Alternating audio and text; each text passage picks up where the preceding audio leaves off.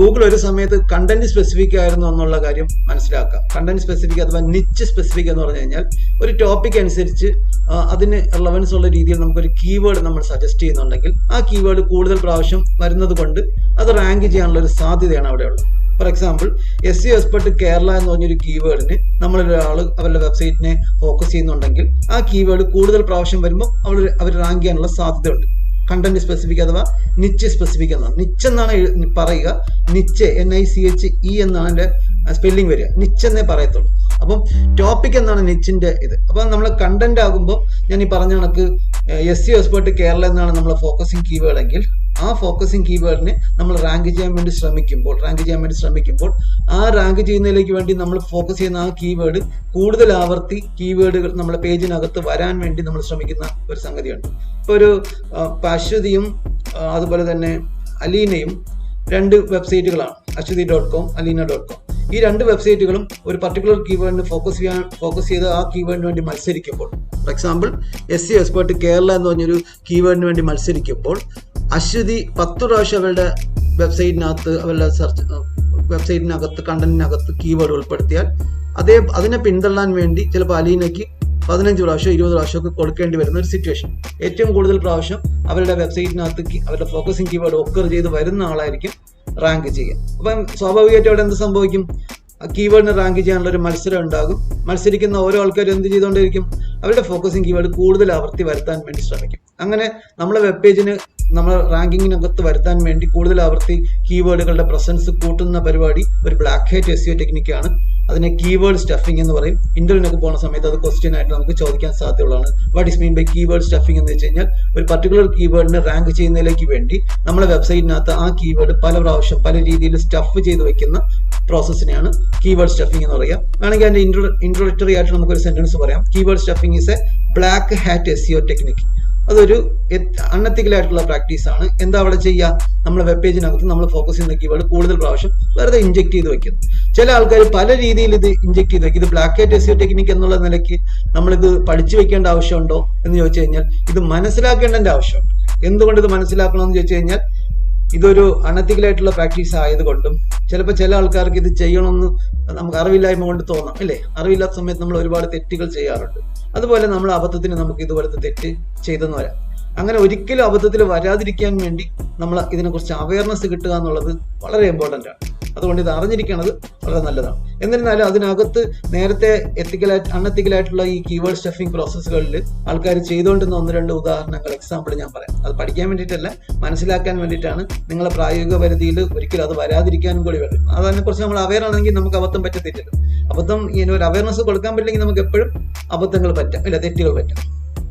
ഒന്ന്, ചില ആൾക്കാർ അവരുടെ വെബ് പേജിനകത്ത് ബ്ലാങ്ക് സ്പേസിലൊക്കെ അവരുടെ കീവേഡ് വെറുതെ ടൈപ്പ് ചെയ്ത് ചേർക്കും. എന്നിട്ട് അതിന്റെ ബാക്ക്ഗ്രൗണ്ട് കളറാക്കും. അതൊരു കീവേഡ് സ്റ്റഫിങ്ങിന് ഉദാഹരണമാണ്.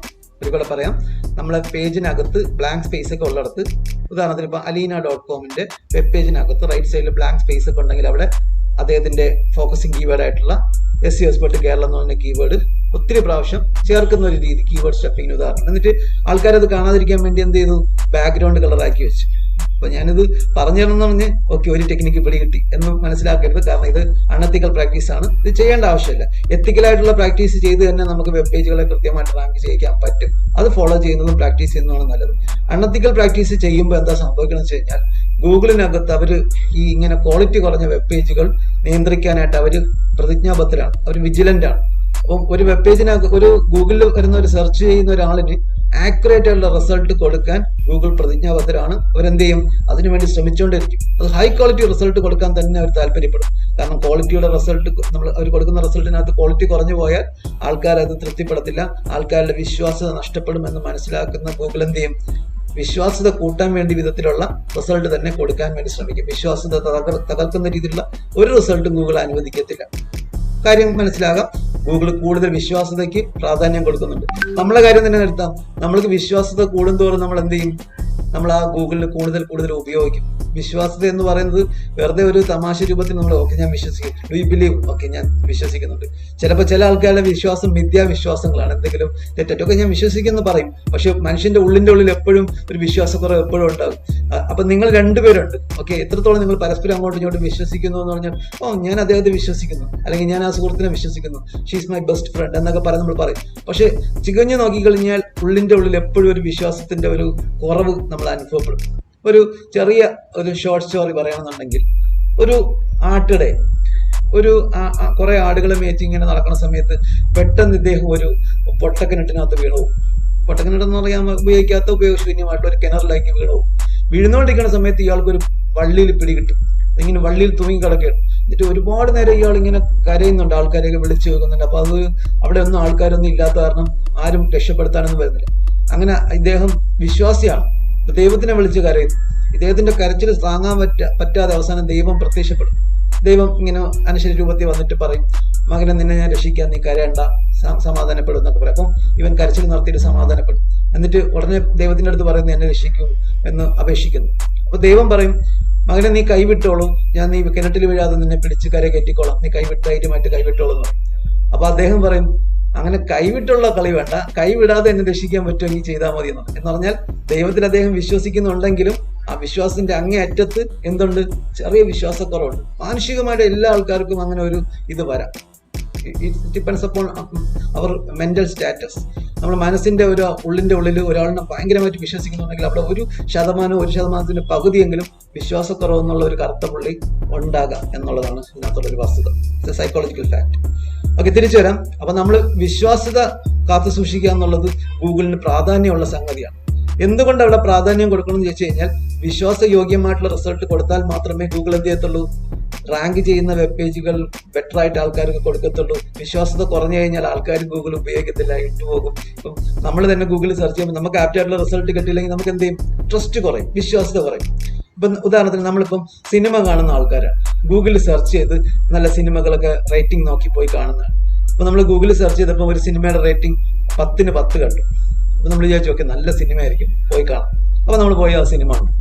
പക്ഷെ ഈ സിനിമ കണ്ടപ്പോഴത്തേക്ക് നമുക്ക് ഭയങ്കര നിരാശ തോന്നി.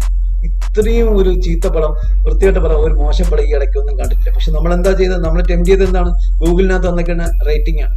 അപ്പൊ നമ്മൾ എന്ത് ചെയ്തു, ഗൂഗിളിനകത്ത് നമുക്കൊരു തെറ്റായിട്ടുള്ള വിവരം കിട്ടിയെന്നുള്ളത് നമ്മൾ മനസ്സിൽ മാർക്ക് ചെയ്ത് കഴിഞ്ഞു അല്ലേ. ചിലപ്പോൾ നെക്സ്റ്റ് ടൈം ഒരു സിനിമയുടെ കാണാൻ നേരത്ത് നമ്മൾ റിവ്യൂ ഇവിടെ നോക്കത്തില്ല, ഗൂഗിളിൽ നോക്കത്തില്ല. ഇനി ഒരു സെക്കൻഡ് പ്രൈസ് നമ്മൾ കുറെ നാൾ കഴിഞ്ഞിട്ട് വീണ്ടും ഒരു സിനിമ കാണാൻ വേണ്ടി ആലോചിച്ചിട്ട് 2 സിനിമ കിടപ്പുണ്ട്, ഇതിൽ ഏത് കാണാന്നുള്ള രീതിയിൽ ഗൂഗിളിലൊക്കെ എടുത്ത് നോക്കി, നമ്മളെ ഇൻട്രസ്റ്റിംഗ് ആണെന്നുണ്ട് പോയി കാണാമല്ലോ. അന്നേരവും ഒരു സിനിമയ്ക്ക് 10ന് 10 റേറ്റിംഗ് കണ്ടു. അപ്പൊ നമ്മൾ അതും പോയി കണ്ടു. 2 പ്രാവശ്യം ആ സിനിമയും മോശമായിരുന്നു. അങ്ങനെ 2 പ്രാവശ്യം നമുക്ക് ഒരു അവസരം, ഒരു മോശം സിറ്റുവേഷനാണ് ഉണ്ടാവണമെങ്കിൽ നമ്മൾ ജന്മത്തിൽ പിന്നെ ഗൂഗിളിൽ റേറ്റിംഗ് നോക്കിയിട്ട് സിനിമ കാണാനേ പോകത്തില്ല. അവിടെ ഒരു വിശ്വാസക്കുറവാണ് നമ്മളെ പിടിച്ചു വലിക്കുന്നത് അല്ലേ. അതുപോലെ വിശ്വാസയോഗ്യമല്ലാത്ത റിസൾട്ടുകളെ ആര് പിന്തുണയ്ക്കില്ല, ഗൂഗിൾ പിന്തുണയ്ക്കില്ല. കാരണം വിശ്വാസ്യത കിട്ടിയില്ലെന്നുണ്ടെങ്കിൽ ആൾക്കാർ ഗൂഗിളിൽ നിന്ന് ഡീവിയേറ്റ് ചെയ്ത് പോകുമെന്നുള്ളത് ആർക്കറിയാം, ഗൂഗിളിനറിയാം. അതുകൊണ്ട് വിശ്വാസ്യതയ്ക്ക് ഭംഗം വരുത്താതിരിക്കാൻ വേണ്ടി ഗൂഗിൾ എന്ത് ചെയ്യും, അവരുടെ റിസൾട്ടുകൾ ക്വാളിറ്റി ഉള്ളതാക്കാൻ വേണ്ടി, ക്വാളിറ്റി നിയന്ത്രിക്കാൻ വേണ്ടി അവർ ശ്രമിച്ചുകൊണ്ടേയിരിക്കും. പക്ഷേ കീവേഡ് സ്റ്റഫിംഗ് പോലെയുള്ള ബ്ലാക്ക് ഹൈറ്റ് എസ്ഇഒ ടെക്നിക്കുകൾ ആൾക്കാർ പ്രാക്ടീസ് ചെയ്യുമ്പോൾ സ്വാഭാവികമായിട്ടും എന്ത് സംഭവിക്കാം, ക്വാളിറ്റിയിൽ വ്യത്യാസം വരാം. അവരുടെ പേജിനകത്ത് കീവേഡുകൾ സ്റ്റഫ് ചെയ്യുന്നു. ഞാൻ നേരത്തെ പറഞ്ഞ ഉദാഹരണത്തിന് എന്താ, ബ്ലാങ്ക് സ്പേസിനകത്ത് കൂടുതൽ കീവേഡുകൾ സ്റ്റഫ് ചെയ്യുന്ന ഒരു ക്വാളിറ്റി കുറഞ്ഞ പേജ് ഗൂഗിൾ സെർച്ച് റിസൾട്ടിനകത്ത് വരുമ്പോൾ സെർച്ച് ചെയ്ത് വരുന്ന ഒരാളിന് ആ കിട്ടുന്ന റിസൾട്ട് അവർക്ക് ഉപയോഗപ്പെട്ടില്ലെങ്കിലോ ആ ഗൂഗിളിന്റെ അടുത്ത് അവർക്കുള്ള വിശ്വാസ്യത നഷ്ടപ്പെടാം അല്ലേ. വിശ്വാസ്യത നമ്മൾ ഊട്ടി ഉറക്കപ്പെടുന്നത് ഒരുപാട് കാരണങ്ങൾ കൊണ്ടാണ്. നമുക്ക് ഓരോ അവസരങ്ങളിൽ നമ്മൾ ഗൂഗിളിൽ സെർച്ച് ചെയ്യുമ്പോൾ നമുക്ക് ആപ്റ്റ് ആയിട്ടുള്ള റിസൾട്ട് കിട്ടുകയാണെങ്കിൽ, നമ്മൾ അതിന് സന്തോഷവാനാണെങ്കിൽ നമ്മൾ എന്ത് ചെയ്യും, പിന്നെയും ഗൂഗിളിനകത്ത് സെർച്ച് ചെയ്തുകൊണ്ടിരിക്കും. കറക്റ്റ് അല്ലേ. എന്നാൽ നേരത്തെ ഞാൻ പറഞ്ഞ കണക്ക് ഒരു മോശം അഭിപ്രായമാണ് നമുക്കുള്ളതെങ്കിലോ ആ ഒരു ഏരിയ ഒരിക്കലും നമ്മൾ ഗൂഗിളിൽ സെർച്ച് ചെയ്യാൻ പറ്റില്ല. ഇനി സിനിമയുടെ റിവ്യൂ നോക്കി ഗൂഗിളിൽ നോക്കിയിട്ട് ജന്മത്തിൽ പോകാൻ പോണ പരിപാടിയില്ല. കാരണം നമുക്ക് 2 അനുഭവം വളരെ മോശമാണ്. 2.5 മണിക്കൂർ ഇത് 2 പ്രാവശ്യം സമയം നഷ്ടം വന്നു, കാശ് നഷ്ടം വന്നു. അതാ പോയി കണ്ടത്, ലുലുവിലാണ് പോയി കണ്ടത്. അങ്ങനെയൊക്കെ ഉള്ള രീതിയിൽ നമ്മൾ മനസ്സിൽ തന്നെ നമ്മൾ ഉറപ്പിക്കും, ഇനി ജന്മത്തിൽ ഞാൻ ഗൂഗിളിൽ നോക്കിയിട്ട് സിനിമയ്ക്ക് പോകത്തില്ല. ഈവൻ നമ്മൾ അത് 2-3 ആൾക്കാർക്ക് പറയുകയും ചെയ്യും ഇല്ലേ. അബദ്ധത്തിന് ഞാൻ നല്ലൊരു സിനിമ ഉണ്ട്, ഗൂഗിളിൽ നോക്കിയപ്പോൾ റേറ്റിംഗ് കണ്ടിട്ടാ പോയത്, ഭയങ്കര മോശമായി പോയി സിനിമ, എന്റെ സമയവും പോയി, വേസ്റ്റായി, കാശും വേസ്റ്റായി.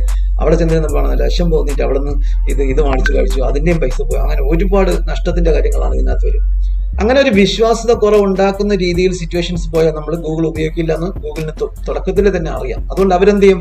ക്വാളിറ്റി മെയിൻറ്റെയിൻ ചെയ്യാൻ വേണ്ടി നോക്കും. വിശ്വാസ്യത നമ്മൾ പല സിറ്റുവേഷനിൽ നമുക്ക് ഉറപ്പിക്കപ്പെടുന്ന സംഗതിയാണ്. പല സിറ്റുവേഷൻ നമ്മൾ ഗൂഗിളിൽ സെർച്ച് ചെയ്യുമ്പോഴൊക്കെ നമുക്ക് ആപ്റ്റ് ആയിട്ടുള്ള രസകരമായിട്ടുള്ള നമ്മളെ സംതൃപ്തിപ്പെടുത്തുന്ന രീതിയിലുള്ള റിസൾട്ടുകൾ ഗൂഗിളിൽ നിന്ന് കിട്ടിയത് കൊണ്ടാണ് നമ്മൾ എന്ത് ചെയ്യുന്നത്? വീണ്ടും വീണ്ടും ഗൂഗിൾ നമ്മൾ ഉപയോഗിക്കുന്നത്. ഇവിടെ ഇപ്പൊ നമ്മളൊരു വേറൊരു സിറ്റുവേഷൻ പറയുകയാണെന്നുണ്ടെങ്കിൽ, നമ്മളൊരു സ്കൂളിൽ പഠിക്കുന്ന സമയത്ത് ഇപ്പൊ ഒരു ടീച്ചർ നമ്മളടുത്ത് ഒരു അസൈൻമെന്റ് പറഞ്ഞു. ഇപ്പൊ ക്ലാസ്സിൽ ഇരിക്കുന്ന സമയത്ത് പെട്ടെന്ന് ഇപ്പം രണ്ടുപേര് ക്ലാസ്സിൽ ഇരിക്കുകയാണ്, അനുശ്രീയും ക്ലാസ്സിൽ ഇരിക്കുകയാണ്. പെട്ടെന്ന് ഒരു ഫിസിക്സ് ടീച്ചർ ഒരു ക്വസ്റ്റ്യൻ ചോദിച്ചു. Okay, what is mean by SHM എന്ന് ചോദിച്ചു. അവിടെ രണ്ടുപേരും സംസാരിക്കണ കണ്ടിട്ടാണ് ഒരു ക്വസ്റ്റ്യൻ ചോദിച്ചത്. രണ്ടുപേരും സംസാരിക്കണം കണ്ടു കഴിഞ്ഞ ടീച്ചർ സ്വാഭാവികമായിട്ട് എന്ത് ചെയ്യും? യു സ്റ്റാൻഡ് അപ്പ് എന്ന് ചോദിക്കും. ടീച്ചറിന്റെ അടുത്ത നടപടി എന്തായിരിക്കും? സംസാരിച്ചുകൊണ്ടിരിക്കുന്നിടത്ത് പിടിച്ചതാണല്ലോ, അപ്പൊ തന്നെ ഒരു ക്വസ്റ്റ്യൻ ചോദിക്കും, ഇന്ന ക്വസ്റ്റ്യൻ. അപ്പൊ നമുക്ക് അത് ആൻസർ പറയാൻ പറ്റില്ല. ഉറപ്പായിട്ടും ടീച്ചർ എന്ത് ചെയ്യും? ഒരു കാര്യം ചെയ്യും, ഇമ്പോസ് ചെയ്തിക്കൊണ്ടാ ചില ടീച്ചർമാർ പറയും. ചില ടീച്ചർമാർ ചിലപ്പോൾ പണിഷ്മെന്റ് കൊടുക്കും. ചില ടീച്ചർമാർ പറയും, ഓക്കെ നാളെ ഇതിനെപ്പറ്റി റിസർച്ച് ചെയ്ത് ഒരു പ്രോജക്റ്റ് തയ്യാറാക്കി ഇവിടെ കൊണ്ടുവന്നു പ്രസന്റേഷൻ തയ്യാറാക്കി കൊണ്ടുവന്ന് പ്രസന്റ് എന്ന് പറഞ്ഞിട്ട് സിറ്റ് ആണെന്ന് പറയും. അപ്പം കൂട്ടുകാരൊക്കെ ചിരിക്കും ഇല്ലേ? ആ പാവത്തിന് പണി കിട്ടി, ക്ലാസ്സിൽ ഇരുന്ന് സംസാരിച്ചപ്പോൾ ഒരാൾക്ക് പണി കിട്ടി. ഓക്കെ, പിറ്റേന്ന് ഇത് പ്രസന്റ് ചെയ്യാൻ വേണ്ടി നമ്മൾ എന്ത് ചെയ്യേണ്ടി വരും? ദൈവം ഇത് എന്താണെന്ന് അറിഞ്ഞുകൂടാ, എങ്ങനെ പ്രസന്റ് ചെയ്യും?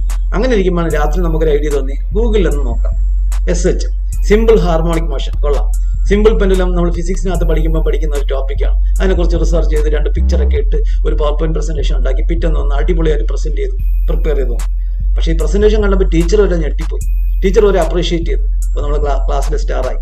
അപ്പോൾ ടീച്ചർ പറയും, നല്ല മിടുക്കി കൊച്ചാണ്, എന്തിനാണ് ക്ലാസ്സിൽ ഇരുന്ന് സംസാരിക്കുന്നത്? ഇതുപോലെ നല്ല രീതിയിൽ പഠിച്ച് നല്ലതായിട്ട് വളരാൻ നോക്കും, എന്ത് നല്ല പ്രസന്റേഷൻ ആയിരുന്നു എന്നൊക്കെ പറഞ്ഞ് അപ്രീഷിയേറ്റ് ചെയ്ത് ടീച്ചർ തന്നെ ഒരു ഗിഫ്റ്റ് ഒക്കെ തന്നു. ഓക്കെ, നമ്മൾ ഹാപ്പി, ടീച്ചറും ഹാപ്പി, നമ്മളവിടെ ക്ലാസ്സിൽ സ്റ്റാറുമായി ഇല്ലേ? നമ്മൾ പൊങ്ങി ടീച്ചർ വരെ പുകഴ്ത്തി. തലേ ദിവസം വഴക്ക് പറഞ്ഞ ടീച്ചർ ഇന്ന് നമ്മളെ പുകഴ്ത്തിയിരിക്കും. പക്ഷെ നമ്മൾ മനസ്സിന്റെ ഉള്ളിൽ ആലോചിക്കുക, എന്താ ദൈവമേ ഗൂഗിളിലായിരുന്നെങ്കിൽ നമ്മൾ എന്ത് ചെയ്യുമായിരുന്നു? അതാണ് വിശ്വാസം. നമ്മൾ ആ സമയത്ത് ഗൂഗിളിൽ നിന്ന് നമുക്ക് സഹായം കിട്ടി, ഗൂഗിൾ സെർച്ച് ചെയ്തു, ആപ്റ്റ് ആയിട്ടുള്ള ഡീറ്റെയിൽസ് കിട്ടി, അത് വെച്ച് നമ്മൾ ഇതാക്കി, നമ്മൾ ക്ലാസ് ഷൈൻ ചെയ്തു. ഇനി നെക്സ്റ്റ് അവസരങ്ങളിൽ നമ്മൾ പഠിത്തം കഴിഞ്ഞൊരു ഫർദർ സ്റ്റഡീസിന് വേണ്ടി സെർച്ച് ചെയ്യുമ്പോഴോ കോളേജിന് വേണ്ടി സെർച്ച് ചെയ്യുമ്പോഴോ ആപ്റ്റ് ആയിട്ടുള്ള കോളേജ് സ്റ്റഡീസ് ഇതൊക്കെ കിട്ടിക്കഴിഞ്ഞാൽ നമ്മൾ എന്ത് ചെയ്യും? അവിടെയും നമ്മളെ വിശ്വാസം കൂടിക്കൊണ്ടേയിരിക്കും. തിരിച്ച് നമ്മൾ ഇനി ഒരു കോഴ്സിന് ജോയിൻ ചെയ്ത് അത് കഴിഞ്ഞ് ഒരു ജോബിന് ജോയിൻ ചെയ്യാൻ വേണ്ടി സെർച്ച് ചെയ്യുമ്പോഴോ ആപ്റ്റ് ആയിട്ടുള്ള ഒരു ജോലി സ്ഥലം ഒരു സെർച്ച് ചെയ്യുമ്പോൾ സമയത്ത് തന്നെ ഒരു ജോബ് വേക്കൻസി കിട്ടി, അവിടെ അപ്ലൈ ചെയ്തു, അവിടെ കിട്ടിയ നല്ല കമ്പനി ആയിരുന്നു. അവിടെയൊക്കെ നമ്മളെ സഹായിച്ചതാരാണ്? ഗൂഗിളിൽ നിന്ന് സെർച്ച് ചെയ്തപ്പോൾ കിട്ടിയ കൃത്യമായിട്ടുള്ള റിസൾട്ടുകളാണ്. നമ്മളുടെ വിശ്വാസ്യത കൂട്ടി ഉറപ്പിക്കപ്പെടും ഇല്ലേ? കൂടുതൽ വിശ്വാസ്യത നമുക്ക് ഗൂഗിളിന്റെ അടുത്ത് തോന്നും. അതാണ് ഇതിനകത്തുള്ള സംഗതി. ഇനി പല രീതിയിൽ നമ്മൾ സെർച്ച് ചെയ്യുന്നുണ്ടാവും പല സിറ്റുവേഷനിൽ ഇല്ലേ? ജോലി കിട്ടിക്കഴിഞ്ഞാൽ ചിലപ്പോൾ നമ്മൾ ഒരു ഹോസ്റ്റലിന് വേണ്ടി സെർച്ച് ചെയ്യാം. റിമോട്ടായിട്ടാണ്, നമ്മൾ വീട്ടിൽ നിന്ന് ഒരുപാട് ദൂരെയൊക്കെ ആണെങ്കിൽ നമ്മൾ ഹോസ്റ്റലെടുത്ത് നിൽക്കുന്നുണ്ടാവും, ഹോസ്റ്റലിന് വേണ്ടി സെർച്ച് ചെയ്യുന്നുണ്ടാവും. കുറച്ചു നാൾ കഴിഞ്ഞ് നമുക്ക് ജോബൊക്കെ ഒന്ന് സെക്യൂർ ആയി പ്രൊമോഷനൊക്കെ കിട്ടിക്കഴിഞ്ഞാൽ നമ്മൾ ചിലപ്പോൾ പാരന്റ്സിനെ കൂടെ കൊണ്ടുവരാൻ വേണ്ടി ഒരു അപ്പാർട്ട്മെന്റിന് വേണ്ടിയിട്ടോ ഫ്ലാറ്റിന് വേണ്ടി സെർച്ച് ചെയ്യുന്നുണ്ടാവും ഇല്ലേ? ഹൗസ് ഫോർ റെന്റ് എന്നൊക്കെ സെർച്ച് ചെയ്യുന്നുണ്ടാവും. ഇനി ചിലപ്പോൾ കുറച്ച് നാൾ കഴിയുമ്പോഴത്തേക്ക് ഒരു പ്രോപ്പർട്ടി വാങ്ങിക്കാൻ വേണ്ടി സെർച്ച് ചെയ്യുന്നുണ്ടാവും. ഇനി പ്രോപ്പർട്ടി കിട്ടി കഴിഞ്ഞ് കഴിഞ്ഞാൽ സെർച്ച് തീരുമോ? ഇനി അവിടെ ബിൽഡിംഗ് പണിയാൻ വേണ്ടി കൺസ്ട്രക്ഷൻ കമ്പനിക്ക് വേണ്ടി സെർച്ച് ചെയ്യുന്നുണ്ടാവും. നല്ലൊരു കൺസ്ട്രക്ഷൻ കമ്പനി കിട്ടി വീടൊക്കെ ആയി കഴിഞ്ഞാൽ പിന്നെ ചിലപ്പോൾ മാട്രിമോണിയൽ സെർച്ച് നടത്തുന്നുണ്ടാവും. ചിലപ്പോൾ അത് നിങ്ങൾ നടത്തേണ്ട ആവശ്യമില്ല, പാരന്റ്സ് നടത്തിക്കോളും. ഇനി മാട്രിമോണിയൽ സെർച്ച് പോലെ തന്നെ ചിലപ്പോൾ നമ്മൾ കുടുംബമൊക്കെ ആയി കഴിഞ്ഞാൽ കുട്ടികൾക്ക് വേണ്ടി അഡ്മിഷന് വേണ്ടി സെർച്ച് ചെയ്യുന്നുണ്ടാവും. കുട്ടികൾ ഡെയിലി കൊണ്ടുവരുന്ന ഓരോ സംശയങ്ങൾ തീർക്കാൻ വേണ്ടി, അവർക്ക് പ്രോജക്റ്റ് തയ്യാറാക്കാൻ വേണ്ടി, സപ്പോർട്ടിന് വേണ്ടി നമ്മൾ വീണ്ടും ഗൂഗിളിനെ സെർച്ച് ചെയ്യുന്നുണ്ടാവും. എവിടെയെങ്കിലും നിൽക്കോ ഈ സെർച്ച്? ഒരിക്കലും നിൽക്കത്തില്ല. ആ ഒരു വിശ്വാസ്യത നമ്മൾ ആദ്യമൊക്കെ നടത്തിയ സെർച്ചിൽ നമുക്ക് കിട്ടിയ റിസൾട്ടിൽ നമ്മൾ സംതൃപ്തരായതുകൊണ്ടാണ്. ഇവൻ നമ്മൾ നിരന്തരം ഇടയ്ക്ക് കുറച്ചു കാലമായിട്ട് നമ്മൾ സെർച്ച് ചെയ്തിട്ട് ആപ്റ്റ് ആയിട്ടുള്ള റിസൾട്ട് കിട്ടുന്നില്ലെന്നുണ്ടെങ്കിൽ നമ്മൾ എന്ത് ചെയ്യാം? ഗൂഗിളിൽ നിന്ന് സെർച്ച് ചെയ്യുന്ന പ്രോസസ്സ് നമുക്ക് ഒഴിവാക്കാം, അല്ലെങ്കിൽ വേറെ സെർച്ച് മീൻസ് ഉപയോഗിക്കാം. ഇത് അറിയാവുന്ന ഗൂഗിൾ എന്ത് ചെയ്യും? നിങ്ങളുടെ വിശ്വാസപാത്രമാകാൻ വേണ്ടി, നിങ്ങളുടെ വിശ്വാസത്തെ കാത്തു സൂക്ഷിക്കാൻ വേണ്ടി, നിങ്ങൾക്ക് ആപ്റ്റ് ആയിട്ടുള്ള റിസൾട്ട് തരാൻ വേണ്ടി അവരുടെ ക്വാളിറ്റി ഇംപ്രൂവ് ചെയ്യാൻ വേണ്ടി ശ്രമിച്ചുകൊണ്ടിരിക്കും. ഇതാണ് ഇതിനകത്ത് നടക്കുന്ന പ്രോസസ്. അപ്പം ഒരു സമയത്ത് കണ്ടന്റ് സ്പെസിഫിക് ആയിരുന്നപ്പോൾ ആൾക്കാർ എന്ത് ചെയ്യാൻ തുടങ്ങിയിരുന്നു? കീവേഡ് സ്റ്റഫ് ചെയ്യാൻ തുടങ്ങിയിരിക്കും. അതിനകത്തൊരു ഉദാഹരണമാണ് ഞാൻ പറഞ്ഞത്. കീവേഡുകൾ ബ്ലാങ്ക് ആയിട്ടുള്ള സ്പേസുകളിൽ ചില ആൾക്കാർ ബ്ലാങ്ക് ആയിട്ടുള്ള സ്പേസ് കൊടുത്തിട്ട് അതിന്റെ പിക്സൽ സൈസ് ഒന്നാക്കി വെക്കും. അപ്പൊ അത് ആൾക്കാർക്ക് കാണാൻ പറ്റത്തില്ല. പക്ഷെ സ്റ്റിൽ അവിടെ എന്തുണ്ട്? കീവേഡുകളുണ്ട്. അത് മുഖേന ചില ആൾക്കാർ റാങ്ക് ചെയ്തിരുന്നു. ഇങ്ങനെയുള്ള ഒരു എത്തിക്കൽ അല്ലാത്ത പ്രാക്ടീസുകൾ ആൾക്കാർ ചെയ്തു തുടങ്ങുമ്പോൾ ആ പേജുകൾക്ക് ക്വാളിറ്റി കുറവായിരിക്കും. അവരെന്തിന്റെ ബേസിലാണ് റാങ്ക് ചെയ്ത് കിടക്കുന്നത്? അവർ ഉൾപ്പെടുത്തിയിരിക്കുന്ന കീവേഡുകൾ ഹൈഡ് ചെയ്തിരിക്കുന്നതിന്റെ ബേസിലാണ്. ചില ആൾക്കാർ മെറ്റാ ടാഗിനകത്ത് കീവേഡുകൾ കുത്തി നിറയ്ക്കും. അവരുപയോഗിക്കുന്ന SEO മെറ്റാ ടാഗുകൾക്കുള്ളിൽ കീവേഡ് മെറ്റാ ടാഗിനകത്ത് കീവേഡുകൾ കുത്തി നിറയ്ക്കുന്ന ഒരു പ്രോസസ്സ് ഉണ്ടായിരുന്നു. അതും ഇപ്പൊ പ്രാക്ടീസിനകത്തില്ല. ഇതൊക്കെ ഗൂഗിൾ കണ്ടെത്തി അവോയ്ഡ് ചെയ്തതാണ്. ഗൂഗിൾ ഇങ്ങനെയുള്ള ഒരുപാട് ചില ആൾക്കാർ കണ്ടന്റിനകത്ത് അവർക്ക് ആവശ്യമുള്ള കീവേഡുകൾ വെറുതെ ഇൻജെക്ട് ചെയ്ത് വെക്കും. അതിനെയും കീവേഡ് സ്റ്റഫിംഗ് എന്ന് തന്നെയാണ് പറയാൻ. ഇതൊക്കെ എന്താണ്? അൺഎത്തിക്കൽ ആയിട്ടുള്ള പ്രാക്ടീസ് ആണ്. നമ്മൾ കോമൺ ആയിട്ട് എത്തിക്കൽ പ്രാക്ടീസിന് എന്ത് കാറ്റഗറിക്കകത്താ പറയാ? ബ്ലാക്ക് ഹാറ്റ് SEO ടെക്നിക് എന്നാ പറയാം. എത്തിക്കൽ പ്രാക്ടീസ് ഒക്കെ വൈറ്റ് ഹാറ്റ് SEO എന്നും അൺഎത്തിക്കൽ പ്രാക്ടീസിനെയൊക്കെ ബ്ലാക്ക് ഹാറ്റ് SEO എന്ന് പറയും. ഇനി എത്തിക്കലും അൺഎത്തിക്കലും അല്ലാത്തതിന്റെ ഇടയ്ക്ക് ചില ആൾക്കാർ ചിലപ്പോൾ ചോദിക്കും, ഗ്രേ ഹേറ്റ് എന്ന് പറഞ്ഞൊരു കാറ്റഗറി ചില ആൾക്കാർ പറയാറുണ്ട്.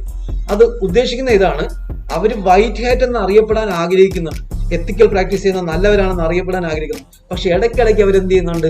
ഉൾട്ടാ പണി എടുക്കുന്നുണ്ട്. അവർ ചെറിയ എത്തിക്കൽ അല്ലാത്ത പ്രാക്ടീസുകൾ ഇടയ്ക്കിടയ്ക്ക് ചെയ്യാറുണ്ട്. ഇവരാണ് ഗ്രേ ഹാറ്റ്. അപ്പം നിങ്ങൾ ബ്ലാക്ക് ഹാറ്റ് ആണോ വൈറ്റ് ഹാറ്റ് ആണോ എന്ന് ചോദിച്ചു കഴിഞ്ഞാൽ അവർ പറയും, ഞാൻ വൈറ്റും അല്ല ബ്ലാക്കും അല്ല, ഗ്രേ ആണെന്ന് പറഞ്ഞാൽ അതിന്റെ അർത്ഥം ഇതാണ്, അവർ വൈറ്റ് ഹാറ്റ് പോലെ അറിയപ്പെടാൻ ആഗ്രഹിക്കുന്നുണ്ട്, പക്ഷെ ഇടയ്ക്കിടയ്ക്ക് അവർ ചെറിയ തരികിട പരിപാടികൾ കാണിക്കാറുണ്ട്. എത്തിക്കൽ പേജ് ക്രിയേറ്റ് ചെയ്യുന്നത് ആ വെബ്സൈറ്റ് ഡെവലപ്പ് ചെയ്യുന്ന ടീമാണ്. ഇപ്പൊ ഒരു വെബ്സൈറ്റ്, ഒരു കമ്പനിയുടെ വെബ്സൈറ്റിന്റെ കാര്യങ്ങൾ എടുക്കുകയാണെന്നുണ്ടെങ്കിൽ ആ വെബ്സൈറ്റ് ഡെവലപ്പ് ചെയ്യുന്നത് അതിന്റെ ഡെവലപ്പേഴ്സും ഡിസൈനേഴ്സും ഒക്കെ കൂടെ ചേർന്നായിരിക്കും ഒരു വെബ്സൈറ്റ് റെഡിയാക്കുക. ആ വെബ്സൈറ്റ് റെഡിയായി അപ്ലോഡ് ആയി കഴിഞ്ഞാൽ അതിനുശേഷമാണ് നമ്മൾ എന്ത് ചെയ്യുക?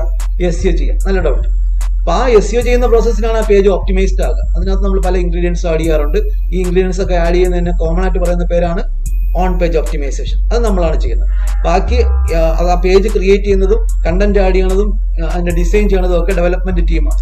ഡെവലപ്മെന്റ് ടീം എന്ന് പറയുമ്പോൾ അത് വെബ് ഡെവലപ്മെന്റ് ചെയ്യുന്ന ആൾക്കാരാകാം, പ്രോഗ്രാമിംഗ് ചെയ്യുന്നുണ്ടാകും. ആദ്യം അതിന്റെ ഡിസൈൻ ചെയ്യുന്ന ഡിസൈനർ ഉണ്ടാവും, ഗ്രാഫിക്കൽ ഡിസൈനർ ഉണ്ടാവും, അതിനെ കട്ട് ചെയ്ത് വെക്കുന്ന UI ഡെവലപ്പർ ഉണ്ടാകും, അതിനെ ഡെവലപ്പ് ചെയ്യുന്ന ഡെവലപ്മെന്റ് ടീം ഉണ്ടാവും. അവരൊക്കെയാണ് പേജ് ക്രിയേറ്റ് ചെയ്യുക, വെബ് പേജ് ക്രിയേറ്റ് ചെയ്യുക, വെബ്സൈറ്റ് ക്രിയേറ്റ് ചെയ്യുക ചെയ്യുക. ഈ ക്രിയേറ്റ് ചെയ്ത് പബ്ലിഷ് ചെയ്ത വെബ് പേജിനെ ഓപ്റ്റിമൈസ് ചെയ്യുന്ന പണിയാണ് SEO എന്നുള്ള നമ്മളെ കാറ്റഗറിക്കായിട്ട് ചെയ്യുക. അപ്പോൾ പേജ് ക്രിയേറ്റ് ചെയ്യേണ്ട ചുമതല നമുക്കുണ്ടോ എന്ന് ചോദിച്ചു കഴിഞ്ഞാൽ, ചിലപ്പോൾ നിങ്ങൾ കുറച്ച് എക്സ്പീരിയൻസ്ഡ് SEO ആകുമ്പോൾ അവിടെ ഒരു സ്റ്റാറ്റിക് ആയിട്ടുള്ള ഒരു പേജ് ക്രിയേറ്റ് ചെയ്യാനോ ഈവൻ വേർഡ്പ്രസ് പോലെയുള്ള CMS ഒക്കെ ആണെങ്കിൽ ഒരു പുതിയ പേജ് ക്രിയേറ്റ് ചെയ്യാൻ നമ്മളെ കൊണ്ടും പറ്റും, പ്രശ്നമൊന്നുമില്ല. പക്ഷെ ഇനിഷ്യലി നമ്മളൊരു വെബ്സൈറ്റ് ക്രിയേറ്റ് ചെയ്ത ഒരു ഒന്നും ഇല്ലാതിരിക്കണം, ഒരു alina.com എന്ന സംഗതിയില്ല, അത് ഫുള്ളായിട്ട് ക്രിയേറ്റ് ചെയ്യുന്ന ഡെവലപ്പ് ചെയ്യുന്നത് നമുക്ക് കഴിവുണ്ടെങ്കിൽ നമുക്ക് ചെയ്യാം. ആൾറെഡി അത് ചെയ്യുന്ന ടീം ഏത് കാറ്റഗറിയാണ്? ഡെവലപ്മെന്റ് ഡിസൈനിങ് കാറ്റഗറിക്കാരാണ്, വെബ്സൈറ്റ് ഡെവലപ്പ് ചെയ്യുക. ഓക്കെ, നമുക്ക് തിരിച്ചു വരാം. നമ്മൾ എന്താ നിച്ച് സ്പെസിഫിക് അഥവാ കണ്ടന്റ് സ്പെസിഫിക് എന്ന് പറയുന്ന ഒരു കാറ്റഗറിക്കകത്താണ് നമ്മൾ പറഞ്ഞത്. സർ ഒരു ഡൗട്ട്, ഓഫ് പേജ് ഒപ്റ്റിമൈസേഷനിൽ പറഞ്ഞതാണ് ഈ വെബ്സൈറ്റ് ക്രിയേഷൻ ഒക്കെ? അല്ല, വെബ്സൈറ്റ് ക്രിയേഷൻ എന്ന് പറഞ്ഞത് അതിന്റെ ഡെവലപ്മെന്റ് സ്റ്റേജിനകത്ത് വരുന്നതാണ്. ഒരു വെബ്സൈറ്റ് ഡെവലപ്പ് ചെയ്ത് കഴിഞ്ഞിട്ടാണ് നമ്മൾ SEO ചെയ്യുക. ഓഫ് പേജ് എന്ന് പറയുന്നത് വേറെയാണ്. ഓഫ് പേജ് എന്ന് പറയുന്നത് നമ്മൾ ഓൺ പേജ് ചെയ്ത് കഴിഞ്ഞതിന് ശേഷം നമുക്ക് കിട്ടിയിരിക്കുന്ന റാങ്കിങ് മെച്ചപ്പെടുത്താൻ വേണ്ടി നമ്മൾ വെബ്സൈറ്റിന്റെ പുറത്ത് ഒരുപാട് കാര്യങ്ങൾ ചെയ്യാറുണ്ട്. പുറത്ത് കാര്യങ്ങൾ വെച്ച് കഴിഞ്ഞാൽ സോഷ്യൽ മീഡിയയിൽ ഷെയർ ചെയ്യുന്നത്, അതിന് സപ്പോർട്ടിങ്ങിന് വേണ്ടി സോഷ്യൽ മീഡിയ പ്രൊഫൈൽസ് ക്രിയേറ്റ് ചെയ്യുന്നത്, ഒപ്റ്റിമൈസ് ചെയ്യുന്നത്, ബ്ലോഗ് എഴുതുന്നത്, അതുപോലെ തന്നെ ലിങ്ക്സ് സപ്പോർട്ട് കിട്ടുന്നതിലേക്ക് വേണ്ടി ആർട്ടിക്കിൾ സബ്മിഷൻ നടത്തുന്നത്, അങ്ങനെ ഒരുപാട് കാര്യങ്ങൾ നമ്മൾ പുറത്ത് ചെയ്യാറുണ്ട്. പുറത്തുനിന്ന് വെബ്സൈറ്റിനകത്ത് അല്ലാതെ ചെയ്യുന്ന ഒരുപാട് കാര്യങ്ങളുണ്ട്. അതിനെല്ലാം കൂടെ പറയുന്ന പേരാണ് ഓഫ് പേജ്. ഓക്കെ, അപ്പൊ നമ്മളിപ്പം നിച്ച് സ്പെസിഫിക് അഥവാ കണ്ടന്റ് സ്പെസിഫിക് എന്നുള്ള ഒരു ഏരിയക്കകത്താണ് നമ്മൾ നിൽക്കുന്നത്. ഇങ്ങനെ പൊയ്ക്കൊണ്ടിരിക്കുമ്പോഴത്തേക്ക് എന്ത് ചെയ്തു? ഇതുപോലെയുള്ള ഒരുപാട് കീവേഡ് സ്റ്റഫിംഗ് പോലെയുള്ള ആക്ടിവിറ്റീസ് ഒക്കെ ആൾക്കാർ ചെയ്ത് തുടങ്ങിയപ്പോൾ ഗൂഗിൾ അവരുടെ ടാക്ടിക്സ് മാറ്റി. ഗൂഗിൾ അവരുടെ സെർച്ച് എഞ്ചിന്റെ ആൽഗോരിതത്തിനകത്ത് മാറ്റം വരുത്തി. ഗൂഗിൾ എന്താ അവിടെ ചെയ്യണമെന്ന് വെച്ച് കഴിഞ്ഞാൽ, അവരുടെ ആൽഗോരിതത്തിനകത്ത് ചെറിയ മാറ്റം വരുത്തിക്കൊണ്ട് അവർക്ക് എന്ത് ചെയ്യാം? സെർച്ച് എഞ്ചിൻ വർക്ക് ചെയ്യുന്ന ടാക്ടിക്സ് മാറ്റാം. അതാണ് അവരുടെ ഒരു പദ്ധതി. അപ്പൊ അവരെന്താ ചെയ്തതെന്ന് വെച്ച് കഴിഞ്ഞാൽ, അവരുടെ ഉദ്ദേശം ക്വാളിറ്റി ഉള്ള റിസൾട്ട് ആൾക്കാർക്ക് കൊടുക്കുക. ഗൂഗിളിനകത്ത് ആൾക്കാർ എന്ത് വന്ന് സെർച്ച് ചെയ്ത് കഴിഞ്ഞാലും ആ റിസൾട്ടിനെ പറ്റി വളരെ വ്യക്തമായിട്ടുള്ള ക്വാളിറ്റിയുള്ള റിസൾട്ടുകൾ കൊടുക്കാൻ ആര് പ്രതിജ്ഞാബദ്ധരാണ്? ഗൂഗിൾ പ്രതിജ്ഞാബദ്ധരാണ്. അതുകൊണ്ട് അവരെന്ത് ചെയ്യും? അവർക്ക് ക്വാളിറ്റിയുള്ള റിസൾട്ട് മെയിൻറ്റെയിൻ ചെയ്യുന്നതിലേക്ക് വേണ്ടി ഈ ക്വാളിറ്റി കുറഞ്ഞ റിസൾട്ട് വരാനുണ്ടായ സാധ്യതകൾ, black hat SEO, keyword stuffing പോലെയുള്ള ആക്ടിവിറ്റീസ് ഒക്കെ ചെയ്യുന്ന ആൾക്കാരുടെ വെബ് പേജുകൾ സെർച്ച് റിസൾട്ടിൽ നിന്ന് അവോയ്ഡ് ചെയ്യുന്നതിലേക്ക് വേണ്ടി അവരുടെ ആൽഗോരിതത്തിനകത്ത് ചെറിയ ചേഞ്ചസ് വരുത്തിക്കൊണ്ട് അവരുടെ സെർച്ച് എഞ്ചിൻ വർക്ക് ചെയ്യുന്ന മാറ്റങ്ങൾ അവർക്ക് മാറ്റം വരുത്താൻ പറ്റും. അതിൽ കണ്ടന്റ് സ്പെസിഫിക് ആയിരുന്ന അവരുടെ സെർച്ച് എഞ്ചിൻ അവരെന്താക്കി മാറ്റി? ലിങ്ക് സ്പെസിഫിക് ആക്കി മാറ്റി. അടുത്ത ഒരു ഇവല്യൂഷണറി പാത്തിലേക്കാണ് നമ്മൾ കടക്കുക. നമ്മൾ ആദ്യം ഇവല്യൂഷണറി പാത്തിനകത്ത് ആദ്യം പഠിച്ചതാണ് ഗൂഗിൾ ഒരു സമയത്ത് കണ്ടന്റ് സ്പെസിഫിക് ആയിരുന്നു. അന്ന് ആ ഒരു കണ്ടന്റ് സ്പെസിഫിക് ആയിരുന്ന സമയത്താണ് നമ്മൾ SEO ചെയ്തെങ്കിൽ നമ്മൾ എന്ത് ചെയ്താൽ മതി? നമ്മൾ റാങ്ക് ചെയ്ത് വരാൻ വേണ്ടി നമ്മൾ കീവേഡ് സ്റ്റഫിംഗ് പോലെയുള്ള ആക്ടിവിറ്റി ചെയ്ത് കഴിഞ്ഞാൽ, ഈവൻ നമ്മളെ വെബ് പേജിനകത്ത് കൂടുതൽ നമ്മൾ ഫോക്കസ് ചെയ്യുന്ന കീവേഡിന്റെ കൂടുതൽ പ്രസൻസോ കറൻസോ ഉണ്ടെങ്കിൽ നമ്മൾ എന്ത് ചെയ്യും? ഓട്ടോമാറ്റിക്കായിട്ട് റാങ്ക് ചെയ്ത് വരുമായിരുന്നു, അത്യാവശ്യം ഓപ്റ്റിമൈസ് ചെയ്താൽ. പക്ഷെ ഇത് ഒരു എന്താ റാങ്ക് ചെയ്യുന്നതിനുള്ള ഒരു പദ്ധതിയായിട്ട് ആൾക്കാർ കണ്ടെത്തുകയും ആ ഒരു രീതിയിൽ നിന്നുകൊണ്ട് അവർ കീവേഡ് സ്റ്റഫിംഗ് മാത്രം ചെയ്യും. എന്ത് ചെയ്യും? അവരുടെ വെബ്സൈറ്റിന്റെ ക്വാളിറ്റി മെയിൻറ്റെയിൻ ചെയ്യുകയോ ഡിവൈസ് കമ്പാറ്റബിൾ ആക്കുകയോ ബ്രൗസർ കമ്പാറ്റബിൾ ആക്കുകയോ വളരെ ക്വിക്കായിട്ട് ലോഡ് ചെയ്യുന്ന രീതിയിൽ വെബ്സൈറ്റ് മെയിൻറ്റെയിൻ ചെയ്യുകയോ ഒന്നും ചെയ്യത്തില്ല. പകരം അവരെന്ത് ചെയ്യും? കീവേഡുകൾ നിറച്ച് കൂടുതൽ അതിന്റെ നമ്പർ ഓഫ് ഒക്കറൻസ് കൂട്ടാൻ വേണ്ടി നമ്പർ ഓഫ് കീവേഡ് ഒക്കറൻസ് കൂട്ടാൻ വേണ്ടി ശ്രമിച്ചുകൊണ്ടേയിരിക്കും. That's known as keyword stuffing. പക്ഷെ അവർ ഒന്നും ചെയ്യത്തില്ല, വേറെ ഒന്നും ചെയ്യത്തില്ല. കണ്ടന്റ് ഇംപ്രൂവ് ചെയ്യാനോ ക്വാളിറ്റി ആക്കാനോ അതിനെ ഇംപ്രൂവൈസ് ചെയ്ത് നല്ല സ്പീഡ് ആക്കാൻ വെബ് പേജ് നല്ല ക്വിക്കായിട്ട് ലോഡ് ആവുന്ന രീതിയിലാക്കാനോ സെയിം ടൈമിൽ ആ വെബ് പേജിന്റെ ഡിസൈൻ ഒക്കെ നല്ല ഭംഗിയുള്ളതാക്കാനോ ആൾക്കാർക്ക് അട്രാക്റ്റീവ് ആക്കാനോ ഡിവൈസുകൾക്ക് പല പല ഡിവൈസുകൾക്ക് കമ്പാറ്റബിൾ ആക്കാനോ പല പല ബ്രൗസറുകൾക്ക് ക്രോം ഫയർഫോക്സ് ഏത് ബ്രൗസർ എടുത്തു കഴിഞ്ഞാലും കൃത്യമായിട്ട് ഓപ്പൺ ആകുന്ന രീതിയിൽ ബ്രൗസർ കമ്പാറ്റബിലിറ്റി നോക്കാനോ ഒന്നും അവർ ശ്രമിച്ചിരുന്നില്ല. അവർ ശ്രമിച്ചിരുന്ന ഒറ്റ കാര്യം എന്താണ്? കീവേഡുകൾ സ്റ്റഫ് ചെയ്ത് റാങ്ക് ചെയ്യാൻ വേണ്ടി മാത്രം ഒരുപാട് ആൾക്കാർ ശ്രമിച്ചുകൊണ്ടേയിരുന്നു. ഇത് പ്രശ്നമായപ്പോൾ എന്ത് പ്രശ്നമാണ് അവിടെ ഉണ്ടാക്കിയത്? ക്വാളിറ്റി കുറഞ്ഞ ഒരുപാട് റിസൾട്ടുകൾ ഇതുമൂലം ഗൂഗിളിനകത്ത് റിസൾട്ടിനകത്ത് വന്നുകൊണ്ടേയിരിക്കും. അപ്പോൾ ആൾക്കാർക്ക് ആപ്റ്റായിട്ടുള്ള റിസൾട്ട് കിട്ടത്തില്ല. അത് ഗൂഗിളിലേക്കുള്ള ആൾക്കാരുടെ വിശ്വാസ്യത നഷ്ടമാക്കുന്നത് കൊണ്ട് ഇത് മനസ്സിലാക്കി ഇത് അറിയാവുന്ന ഗൂഗിൾ എന്ത് ചെയ്തു? പുതിയ ഒരു ടാക്ടിക്സിലേക്ക് മാറ്റി. അതാണ് ലിങ്ക് സ്പെസിഫിക്. അതുവരെ കണ്ടന്റ് സ്പെസിഫിക് ആയിരുന്ന സെർച്ച് എഞ്ചിൻ ലിങ്ക് സ്പെസിഫിക് ആയിട്ടുള്ള ചില കാര്യങ്ങൾ അവർ ഉൾപ്പെടുത്തി. അവിടെ എന്താ സംഭവിക്കണമെന്ന് വെച്ച് കഴിഞ്ഞാൽ നിങ്ങളുടെ വെബ്സൈറ്റ് റാങ്ക് ചെയ്ത് വരണമെങ്കിൽ, റാങ്കിങ് ഇംപ്രൂവ് ചെയ്ത് ടോപ്പ് പൊസിഷനിലേക്ക് വരണമെങ്കിൽ നിങ്ങളുടെ വെബ്സൈറ്റിന് വേറെ വെബ്സൈറ്റുകളിൽ നിന്ന് ലിങ്ക്സ് വേണം എന്നുള്ള ഒരു അവസ്ഥയിലേക്ക് ഗൂഗിൾ കൊണ്ടെത്തിച്ചു. അപ്പൊ നിങ്ങളുടെ വെബ്സൈറ്റ് റാങ്ക് ചെയ്യണമെങ്കിൽ കൂടുതൽ കീവേഡുകളുടെ പ്രസൻസ് ഉണ്ടായെന്ന് പറഞ്ഞ് റാങ്ക് ചെയ്ത് വരണമെന്നില്ല. നിങ്ങളുടെ വെബ്സൈറ്റിലേക്ക് വേറെ വെബ്സൈറ്റുകളിൽ നിന്ന് ലിങ്ക്സ് വരണം, ഹൈപ്പർ ലിങ്ക്സ് വരണം. ഉദാഹരണത്തിന് alina.com എന്ന് പറയുന്ന ഒരു വെബ്സൈറ്റ് SEO എക്സ്പെർട്ട് കേരള എന്നൊരു കീവേഡിന് റാങ്ക് ചെയ്ത് വരണമെങ്കിൽ വേറെ വെബ്സൈറ്റുകളിൽ നിന്ന് റെക്കമെൻഡേഷൻ ലിങ്ക്സ് കിട്ടണം. അപ്പോൾ അവിടെ ഗൂഗിള് വേറെ വെബ്സൈറ്റിൽ നിന്ന് കിട്ടുന്ന ലിങ്ക്സിനെയൊക്കെ നമ്മുടെ വെബ്സൈറ്റിലേക്കുള്ള റെക്കമെൻഡേഷൻ ആയിട്ടാണ് കണക്കാക്കുക.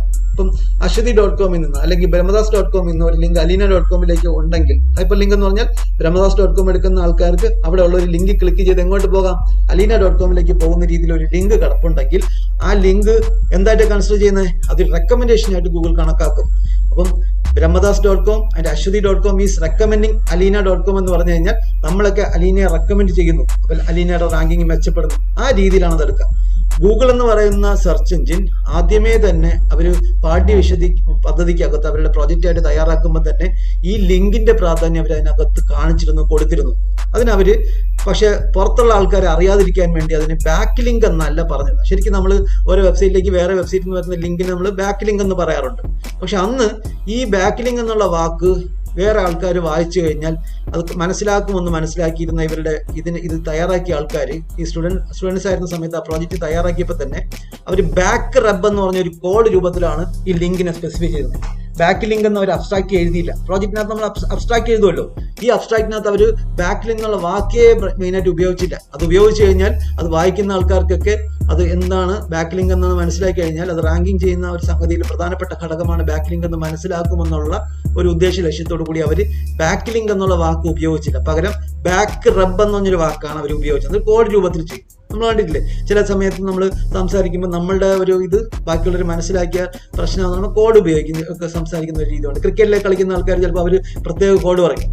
അപ്പം ശരിക്ക് ഓക്കെ ലെഗ് സൈഡിലേക്ക് ബോൾ ഇട് എന്ന് കീപ്പർ ഒരു ബൗളറിന്റെ അടുത്ത് പറയുമ്പോഴത്തേക്ക് ബാറ്റ്സ്മാൻ എന്ത് ചെയ്യും? Okay bowler is going to ball a ball in leg side. അപ്പൊ ലെഫ്റ്റ് സൈഡിലേക്ക് എഴുതാൻ അറിയാൻ ആലോചിക്കുന്നു എന്ന് അല്ലെങ്കിൽ ചാൻസ് ഉണ്ടെന്ന് മനസ്സിലാക്കിയ ബാറ്റ്സ്മാൻ എന്ത് ചെയ്യാം? അത് അടിക്കാം. പക്ഷെ ഒരു ഇംഗ്ലീഷ് ബാറ്റ്സ്മാനാണ് അവിടെ നിൽക്കുന്നത്.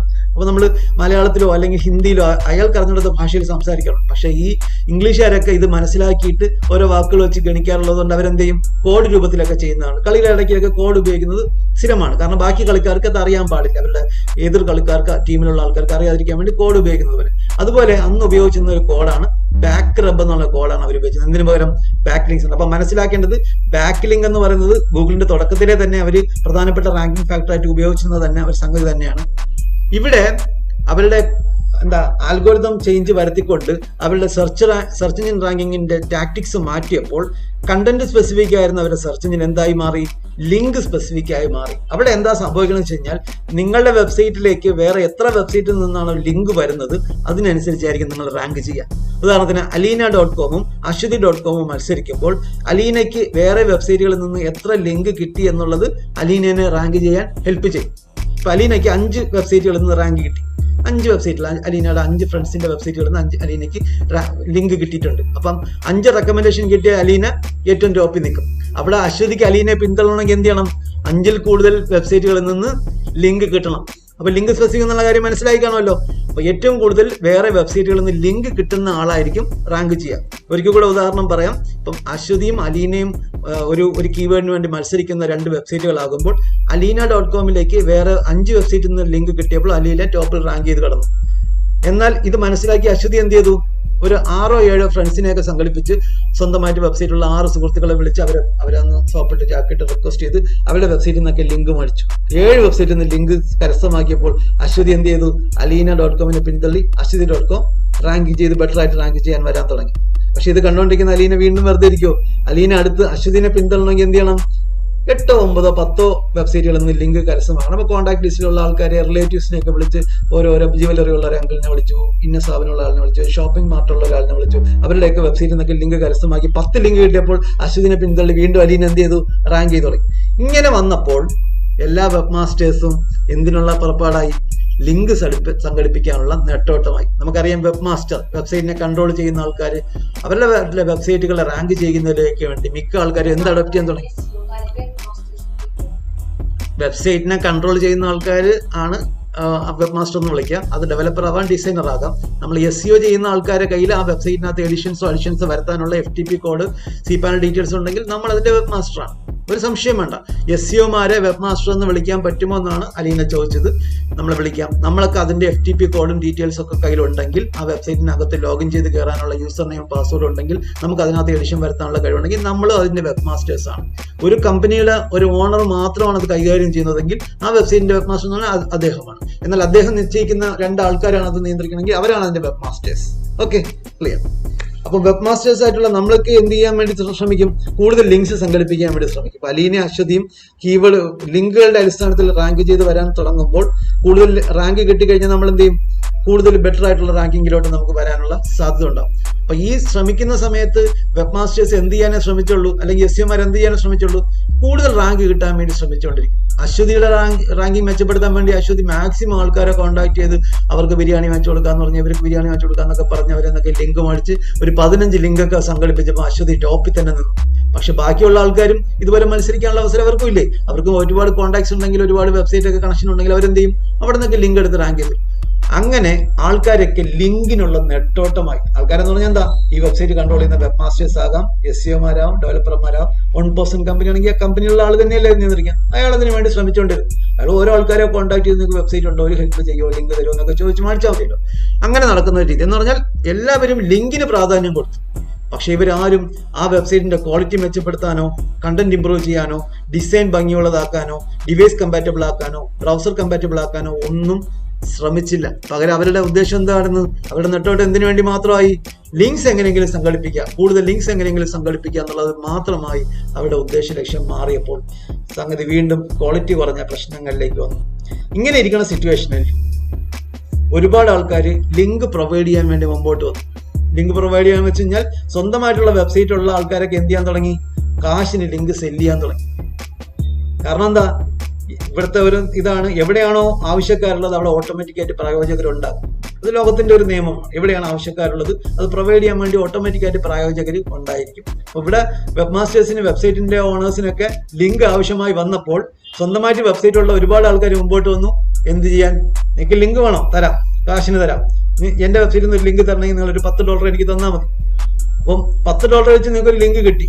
അങ്ങനെ ഒരു 10 ലിങ്ക് കിട്ടാൻ വേണ്ടി നിങ്ങൾ $100 കൊടുത്ത് 10 ലിങ്ക് വെബ്സൈറ്റുകളിൽ നിന്ന് ലിങ്ക് കിട്ടി. ആ സമയത്ത് നിങ്ങൾക്ക് 10 വെബ്സൈറ്റിൽ നിന്ന് റെക്കമെൻഡേഷൻ ആണ് കിട്ടുക.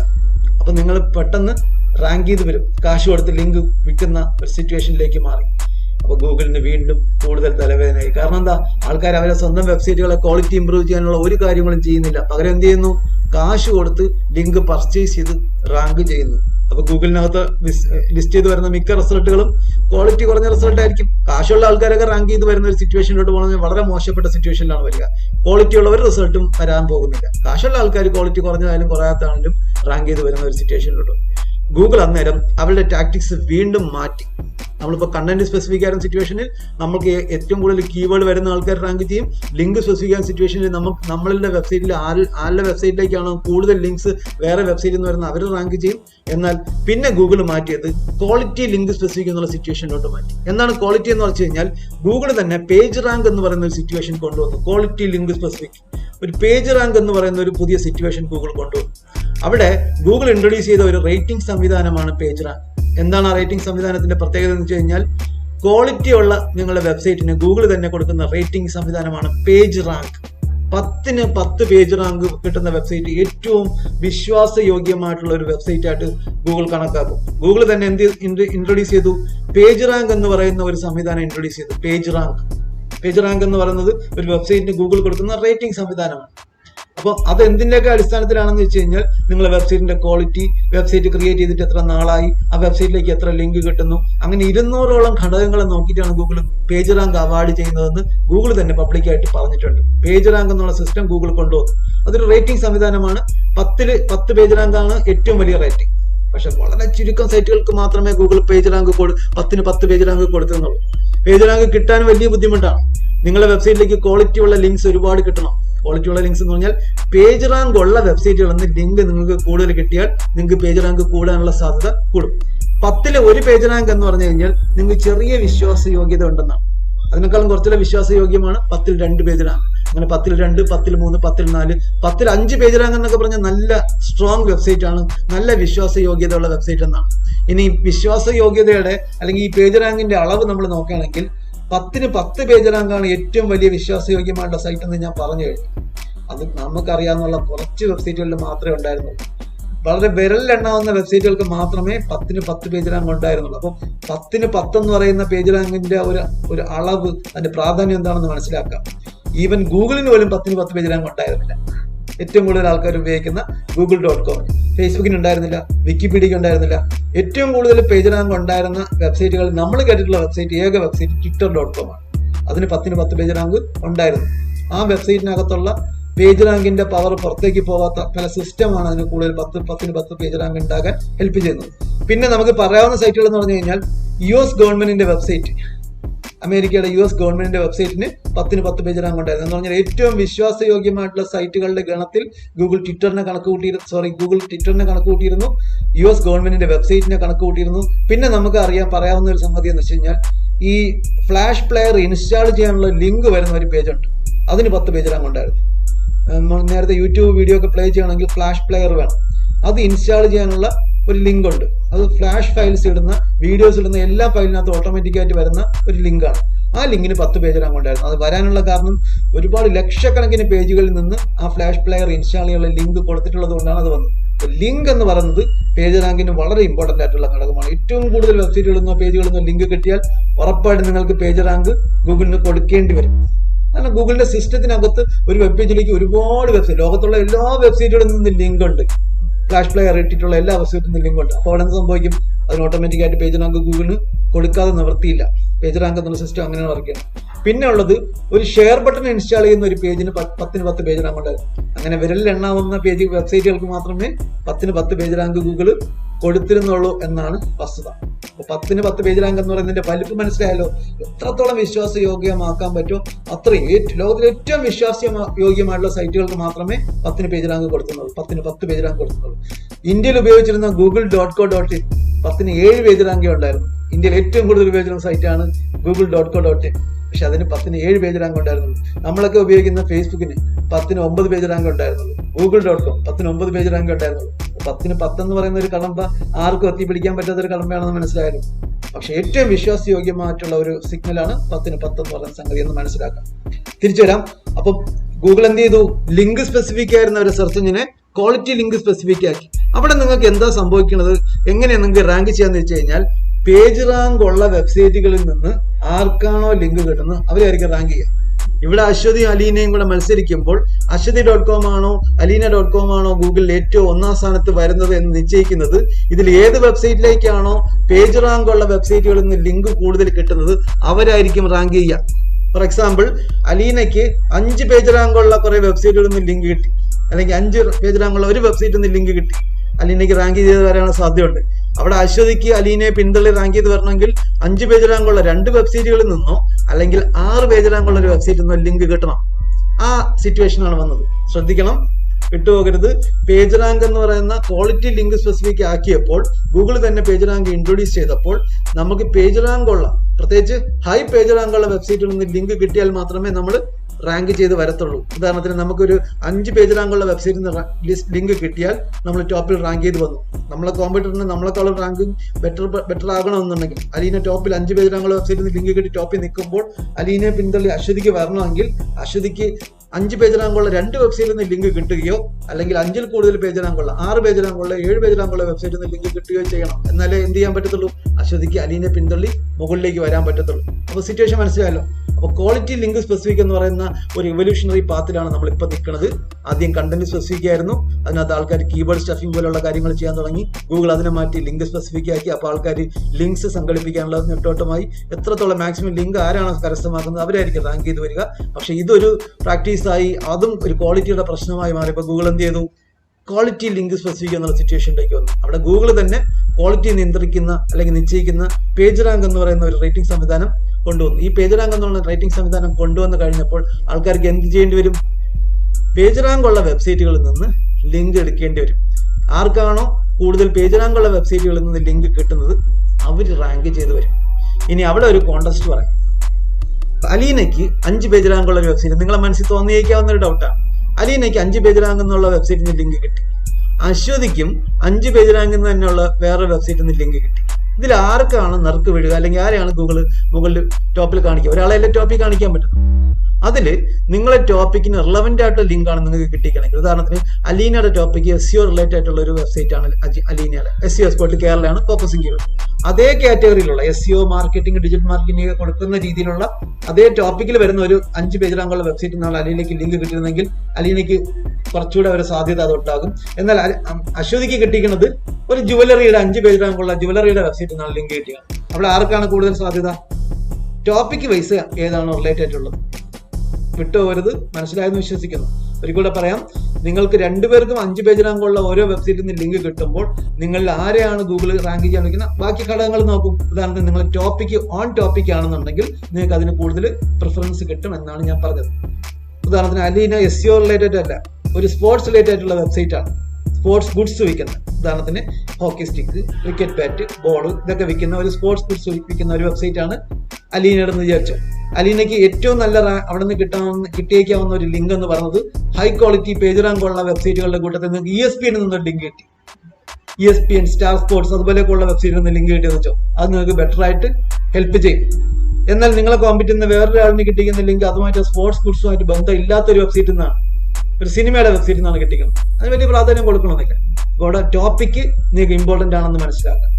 അപ്പം content specific, link specific, quality link specific, ഇങ്ങനെ പൊയ്ക്കൊണ്ടിരിക്കുന്ന സമയത്ത് ചില ആൾക്കാർ പേജ് റാങ്ക് ഉള്ള ആൾക്കാരും ലിങ്ക് സെല്ല് ചെയ്യാൻ തുടങ്ങി. 5 പേജ് റാങ്ക് കൊണ്ട് ഞാൻ എന്ത് ചെയ്യും, ഒരു ഓഫർ അവിടെ കൊടുക്കും. എന്റെ വെബ്സൈറ്റിൽ നിന്ന് ലിങ്ക് കാണിക്കാൻ വേണ്ടി നിങ്ങൾ എനിക്ക് $50 തന്നാൽ ഞാൻ നിങ്ങൾക്ക് ലിങ്ക് തരാം. അവിടെ എന്താ സംഭവിക്കുക, പേജ് റാങ്ക് ഉള്ള ആൾക്കാർ 5 പേജ് റാങ്ക് 4 പേജ് റാങ്ക് ഒക്കെ ഉള്ള വെബ്സൈറ്റുകൾ ലിങ്ക് സെല്ല് ചെയ്യാൻ തുടങ്ങിയപ്പോൾ ഗൂഗിളിന് അവരെ കൺട്രോൾ ചെയ്യാൻ പറ്റിയില്ല, റാങ്കിങ്ങിനെ കൺട്രോൾ ചെയ്യാൻ പറ്റില്ല. കാരണം എന്താ, അലീന 5 പേജ് റാങ്കുള്ള ഒരു വെബ്സൈറ്റിൽ നിന്ന് $50 കൊടുത്തൊരു ലിങ്ക് മേടിച്ച് റാങ്ക് ചെയ്യുമ്പോൾ അലീനയുടെ റിസൾട്ടിനെ ഗൂഗിളിന് താഴ്ത്തോട്ട് ഇറക്കാനോ മാറ്റാനോ ഒന്നും പറ്റാത്തൊരു കണ്ടീഷനായി മാറി. കാരണം അലീനയ്ക്ക് കിട്ടിക്കുന്ന പവർ എവിടെ നിന്നാ, 5 പേജ് റാങ്ക് എന്നുള്ള വെബ്സൈറ്റിൽ നിന്നാണ്. ആ പവർ കൊടുത്തേക്കണ ആരാ, ഗൂഗിളാണ് കൊടുത്തേക്കണത്. ആ പേജ് റാങ്ക് ഗൂഗിളല്ലേ കൊടുത്തേക്കണം. അങ്ങനെ പേജ് റാങ്ക് ഉള്ള വെബ്സൈറ്റിൽ നിന്ന് പേയ്മെന്റ് കൊടുത്ത് നമ്മൾ ലിങ്ക് മേടിക്കാൻ വേണ്ടി തുടങ്ങിയപ്പോൾ അതിനെ കൺട്രോൾ ചെയ്യാൻ ആർക്കും സാധിച്ചില്ല, ഗൂഗിളിന് സാധിച്ചില്ല. ഇത് വലിയ സിറ്റുവേഷൻ, ഒരു സീൻ ഉണ്ടാക്കി. ഗൂഗിളിന് ഒന്നും ചെയ്യാൻ പറ്റാത്ത ഒരു സീനിലോട്ട് ഈ കാര്യങ്ങൾ മുമ്പോട്ട് കൊണ്ടുപോയി. അന്നേരം ഗൂഗിൾ എന്താ ചെയ്യുന്നത് വെച്ച് കഴിഞ്ഞാൽ പേജ് റാങ്ക് ഉള്ള വെബ്സൈറ്റുകൾ ലിങ്ക് കൂടുതൽ കണ്ടമാനം ലിങ്ക് കൊടുക്കുന്ന സിറ്റുവേഷനിൽ അവിടെ അവരുടെ പേജ് റാങ്ക് കുറയുന്ന ഒരു സംവിധാനം കൊണ്ടുവന്നു. ഇതിന് പാസിംഗ് ദ ജ്യൂസ് എന്ന് പറയും. കുറച്ചുകൂടെ ടെക്നിക്കൽ ടേംസ് ആണ്, മനസ്സിലാക്കിക്കണം നല്ലതാണ്. നമ്മൾ പറഞ്ഞ ടേമാണ്, പുതിയ ടേമാണ് പാസിംഗ് ദ ജ്യൂസ്. SEOയ്ക്ക് അകത്തുള്ള ഒരു പ്രധാനപ്പെട്ട ലിങ്ക് ഫ്ലോ, ലിങ്കിന്റെ ഇക്വിറ്റി ഫ്ലോ ചെയ്യുന്നതിനെ സൂചിപ്പിക്കാൻ വേണ്ടി നമ്മൾ പറയുന്ന ഒരു ടേമാണ് passing the juice in SEO. നിങ്ങൾ ഗൂഗിൾ എടുത്തിട്ട് passing the juice in SEO എന്നൊക്കെ അടിച്ചു കഴിഞ്ഞാൽ കൃത്യമായിട്ട് അറിയാൻ പറ്റും. ലിങ്ക് എന്ന് പറയുന്നത് ഗൂഗിൾ ഒരു റെക്കമെൻഡേഷൻ വാല്യൂ പാസ് ചെയ്യുന്ന, ഒരു റെഫറൽ വാല്യൂ പാസ് ചെയ്യുന്ന, ഒരു റെക്കമെൻഡേഷൻ ഇക്വിറ്റി പാസ് ചെയ്യുന്ന ഒരു സംഗതിയായിട്ടാണ്, സപ്പോർട്ടായിട്ടാണ് ലിങ്കിനെ ഗൂഗിൾ കണക്കാക്കുക. അപ്പൊ alina.com വേറെ വെബ്സൈറ്റിൽ നിന്ന് ലിങ്ക് കിട്ടുമ്പോൾ 5 വെബ്സൈറ്റിൽ നിന്ന് ലിങ്ക് കിട്ടുമ്പോൾ 5 വെബ്സൈറ്റുകളും alina.com റെക്കമെൻഡ് ചെയ്യുന്നതെന്നാണ് ഗൂഗിൾ കണക്കാക്കുക. ആ റെക്കമെൻഡേഷന്റെ വാല്യൂ കണക്കാക്കിയാണ് ഗൂഗിൾ എന്ത് ചെയ്യുക, alina.com ടോപ്പിലേക്ക് റാങ്ക് ചെയ്യാൻ വേണ്ടി ശ്രമിക്കുക. അപ്പൊ ആ റെക്കമെൻഡേഷൻ ലിങ്ക് പാസ് ചെയ്യുമ്പോൾ ആ വെബ്സൈറ്റുകളിൽ നിന്ന് ലിങ്ക് വരുമ്പോൾ അലീനയുടെ വെബ്സൈറ്റിലേക്ക് വരുമ്പോൾ അവർ ഇതുപോലെ അലീനയെ പോലെ തന്നെ ഒരുപാട് വെബ്സൈറ്റിലേക്ക് ലിങ്ക് കൊടുക്കുന്നുണ്ടെങ്കിൽ അവരെ ഇക്വിറ്റി പാസ് ചെയ്തു പോകും. ഈ ലിങ്ക് വഴി പാസ് ചെയ്തു പോകും, അവരുടെ ഇക്വിറ്റി കുറയും. തെളിച്ച് പറഞ്ഞാൽ 5 പേജ് റാങ്കുള്ള ഒരു വെബ്സൈറ്റ് ഒരുപാട് ലിങ്ക് വേറെ ആൾക്കാർക്കൊക്കെ സെല്ല് ചെയ്യുകയൊക്കെ ചെയ്യുന്ന ഒരു സിറ്റുവേഷൻ വന്നപ്പോഴാണ് ഗൂഗിൾ ഇത് കൊണ്ടുവന്നത്, പാസിംഗ് ദ ജ്യൂസ്. അവിടെ അവർ ഒരുപാട് ആൾക്കാർ പൈസ മേടിച്ച് ഒരുപാട് സൈറ്റുകളിലേക്ക് ലിങ്ക് കൊടുത്താൽ ഇവരുടെ പേജ് റാങ്ക് ഓട്ടോമാറ്റിക്കായിട്ട് കുറയും. പേജ് റാങ്ക് എന്ന് പറയുന്ന ഒരു സിസ്റ്റം ഒരു വലിയ വാട്ടർ ടാങ്കിനകത്ത് വെള്ളം നിറയ്ക്കുന്നതായിട്ട് നമ്മൾ ഉപമിക്കാം. ഒരു വലിയ വാട്ടർ ടാങ്ക്, ഉദാഹരണത്തിന് 3 നിലയുടെ മുകളിലിരിക്കുന്ന ഒരു വാട്ടർ ടാങ്കാണ് നമ്മളെ വെബ്സൈറ്റ് എന്ന് കണക്കാക്കുക. ആ വാട്ടർ ടാങ്കിലേക്ക് ഒരുപാട് വലിയ പൈപ്പിൽ വെള്ളം അല്ലെങ്കിൽ ഒരു വലിയ പൈപ്പിൽ വെള്ളം വരുന്നുണ്ട്, ഒരു 8 ഇഞ്ചിന്റെ പൈപ്പിൽ വെള്ളം വന്നുകൊണ്ടിരിക്കുന്നുണ്ട്. ഈ വാട്ടർ ടാങ്കിൽ നിന്ന് ഒരു 3 ഇഞ്ചിന്റെ പൈപ്പിലോ അല്ലെങ്കിൽ 2 ഇഞ്ചിന്റെ പൈപ്പിലോ കുറച്ച് വെള്ളം പുറത്തേക്ക് പോകുന്നുണ്ട്. എന്നിരുന്നാലും ആ ടാങ്കിനകത്ത് എന്തുണ്ടാവും? അത്യാവശ്യം വെള്ളം ഉണ്ടാവും. കാരണം വലിയ പൈപ്പിലാണ് വെള്ളം വന്നുകൊണ്ടിരിക്കുന്നത്, ചെറിയ കുഞ്ഞു പൈപ്പ് വഴിയാണ് 1-2 പൈപ്പ് വഴിയാണ് വെള്ളം പൊയ്ക്കൊണ്ടിരിക്കുന്നത്. എന്നാൽ ഈ ടാങ്കിലേക്ക് കുഞ്ഞു പൈപ്പിലാണ് വെള്ളം വരുന്നത്, ഒരുപാട് പൈപ്പുകൾ വഴി വെള്ളം പോകുന്നുണ്ട്, ആ ടാങ്കിനകത്ത് വെള്ളം ഉണ്ടാവത്തില്ല. ഇവിടെ ഈ ടാങ്കിനെ നിങ്ങൾ വെബ്സൈറ്റ് ആയിട്ട് കണക്കാക്കും. ഒരു വെബ്സൈറ്റിലേക്ക് കുറച്ച് ലിങ്കുകൾ മാത്രം വരുന്നു, പക്ഷെ വെബ്സൈറ്റിൽ നിന്ന് ഒരുപാട് ലിങ്കുകൾ പുറത്തേക്ക് പോകുമ്പോൾ ആ വെബ്സൈറ്റിന് പേജ് റാങ്ക് കമ്മിയായിട്ടിരിക്കും, പേജ് റാങ്ക് ഉണ്ടാവത്തില്ല. എന്നാൽ ആ വെബ്സൈറ്റിലേക്ക് ഒരുപാട് ലിങ്ക്സ് വരുന്നുണ്ട്, കുറച്ച് ലിങ്ക് മാത്രമേ പുറത്തേക്ക് പോകുന്നുള്ളൂ. ആ പേജ് റാങ്കിന്, ആ വെബ്സൈറ്റിന് പേജ് റാങ്ക് എന്നുള്ള പവർ എപ്പോഴും ഉണ്ടായിരിക്കും. മനസ്സിലാക്കാത്ത ആൾക്കാർക്ക് ഞാൻ പാസിംഗ് ദ ജ്യൂസ് ഒന്ന് സ്ക്രീനിൽ കാണിച്ചുതരാം. ഒരു സെക്കൻഡ്, ഞാനിപ്പോൾ സ്ക്രീൻ ഷെയർ ചെയ്യാം. എൻ്റെ സ്ക്രീൻ ഞാൻ സ്ക്രീൻ ഷെയർ ചെയ്തിട്ടുണ്ട്. ഇപ്പം അശ്വതിക്കൊക്കെ കാണാമോ? കാണുന്നുണ്ട്. ഓക്കെ, ഞാനിപ്പം ഗൂഗിൾ ആണ് എടുത്തേക്കുന്നത്. അവിടെ പാസിംഗ് ജ്യൂസ് SEO എന്ന് നമ്മൾ സെർച്ച് ചെയ്തു. ഇവിടെ എഴുതിക്കുന്ന കാര്യം നോക്കി, ഇവിടെ ഡയഗ്രാം കാണിച്ചിരിക്കുന്നുണ്ടോ? കുറെ വെബ്സൈറ്റുകളിൽ നിന്ന് ലിങ്ക് വരുന്ന ഒരു വെബ്സൈറ്റിന് പേജ് റാങ്ക് നല്ലോണം ഉണ്ടാവും. ഇവിടെ ഒരു വാട്ടർ ടാങ്ക് പോലെ പാത്രത്തിൽ വെള്ളം വെച്ചിരിക്കുന്നത് പോലെയാണ് കാണിച്ചിരിക്കുന്നത്.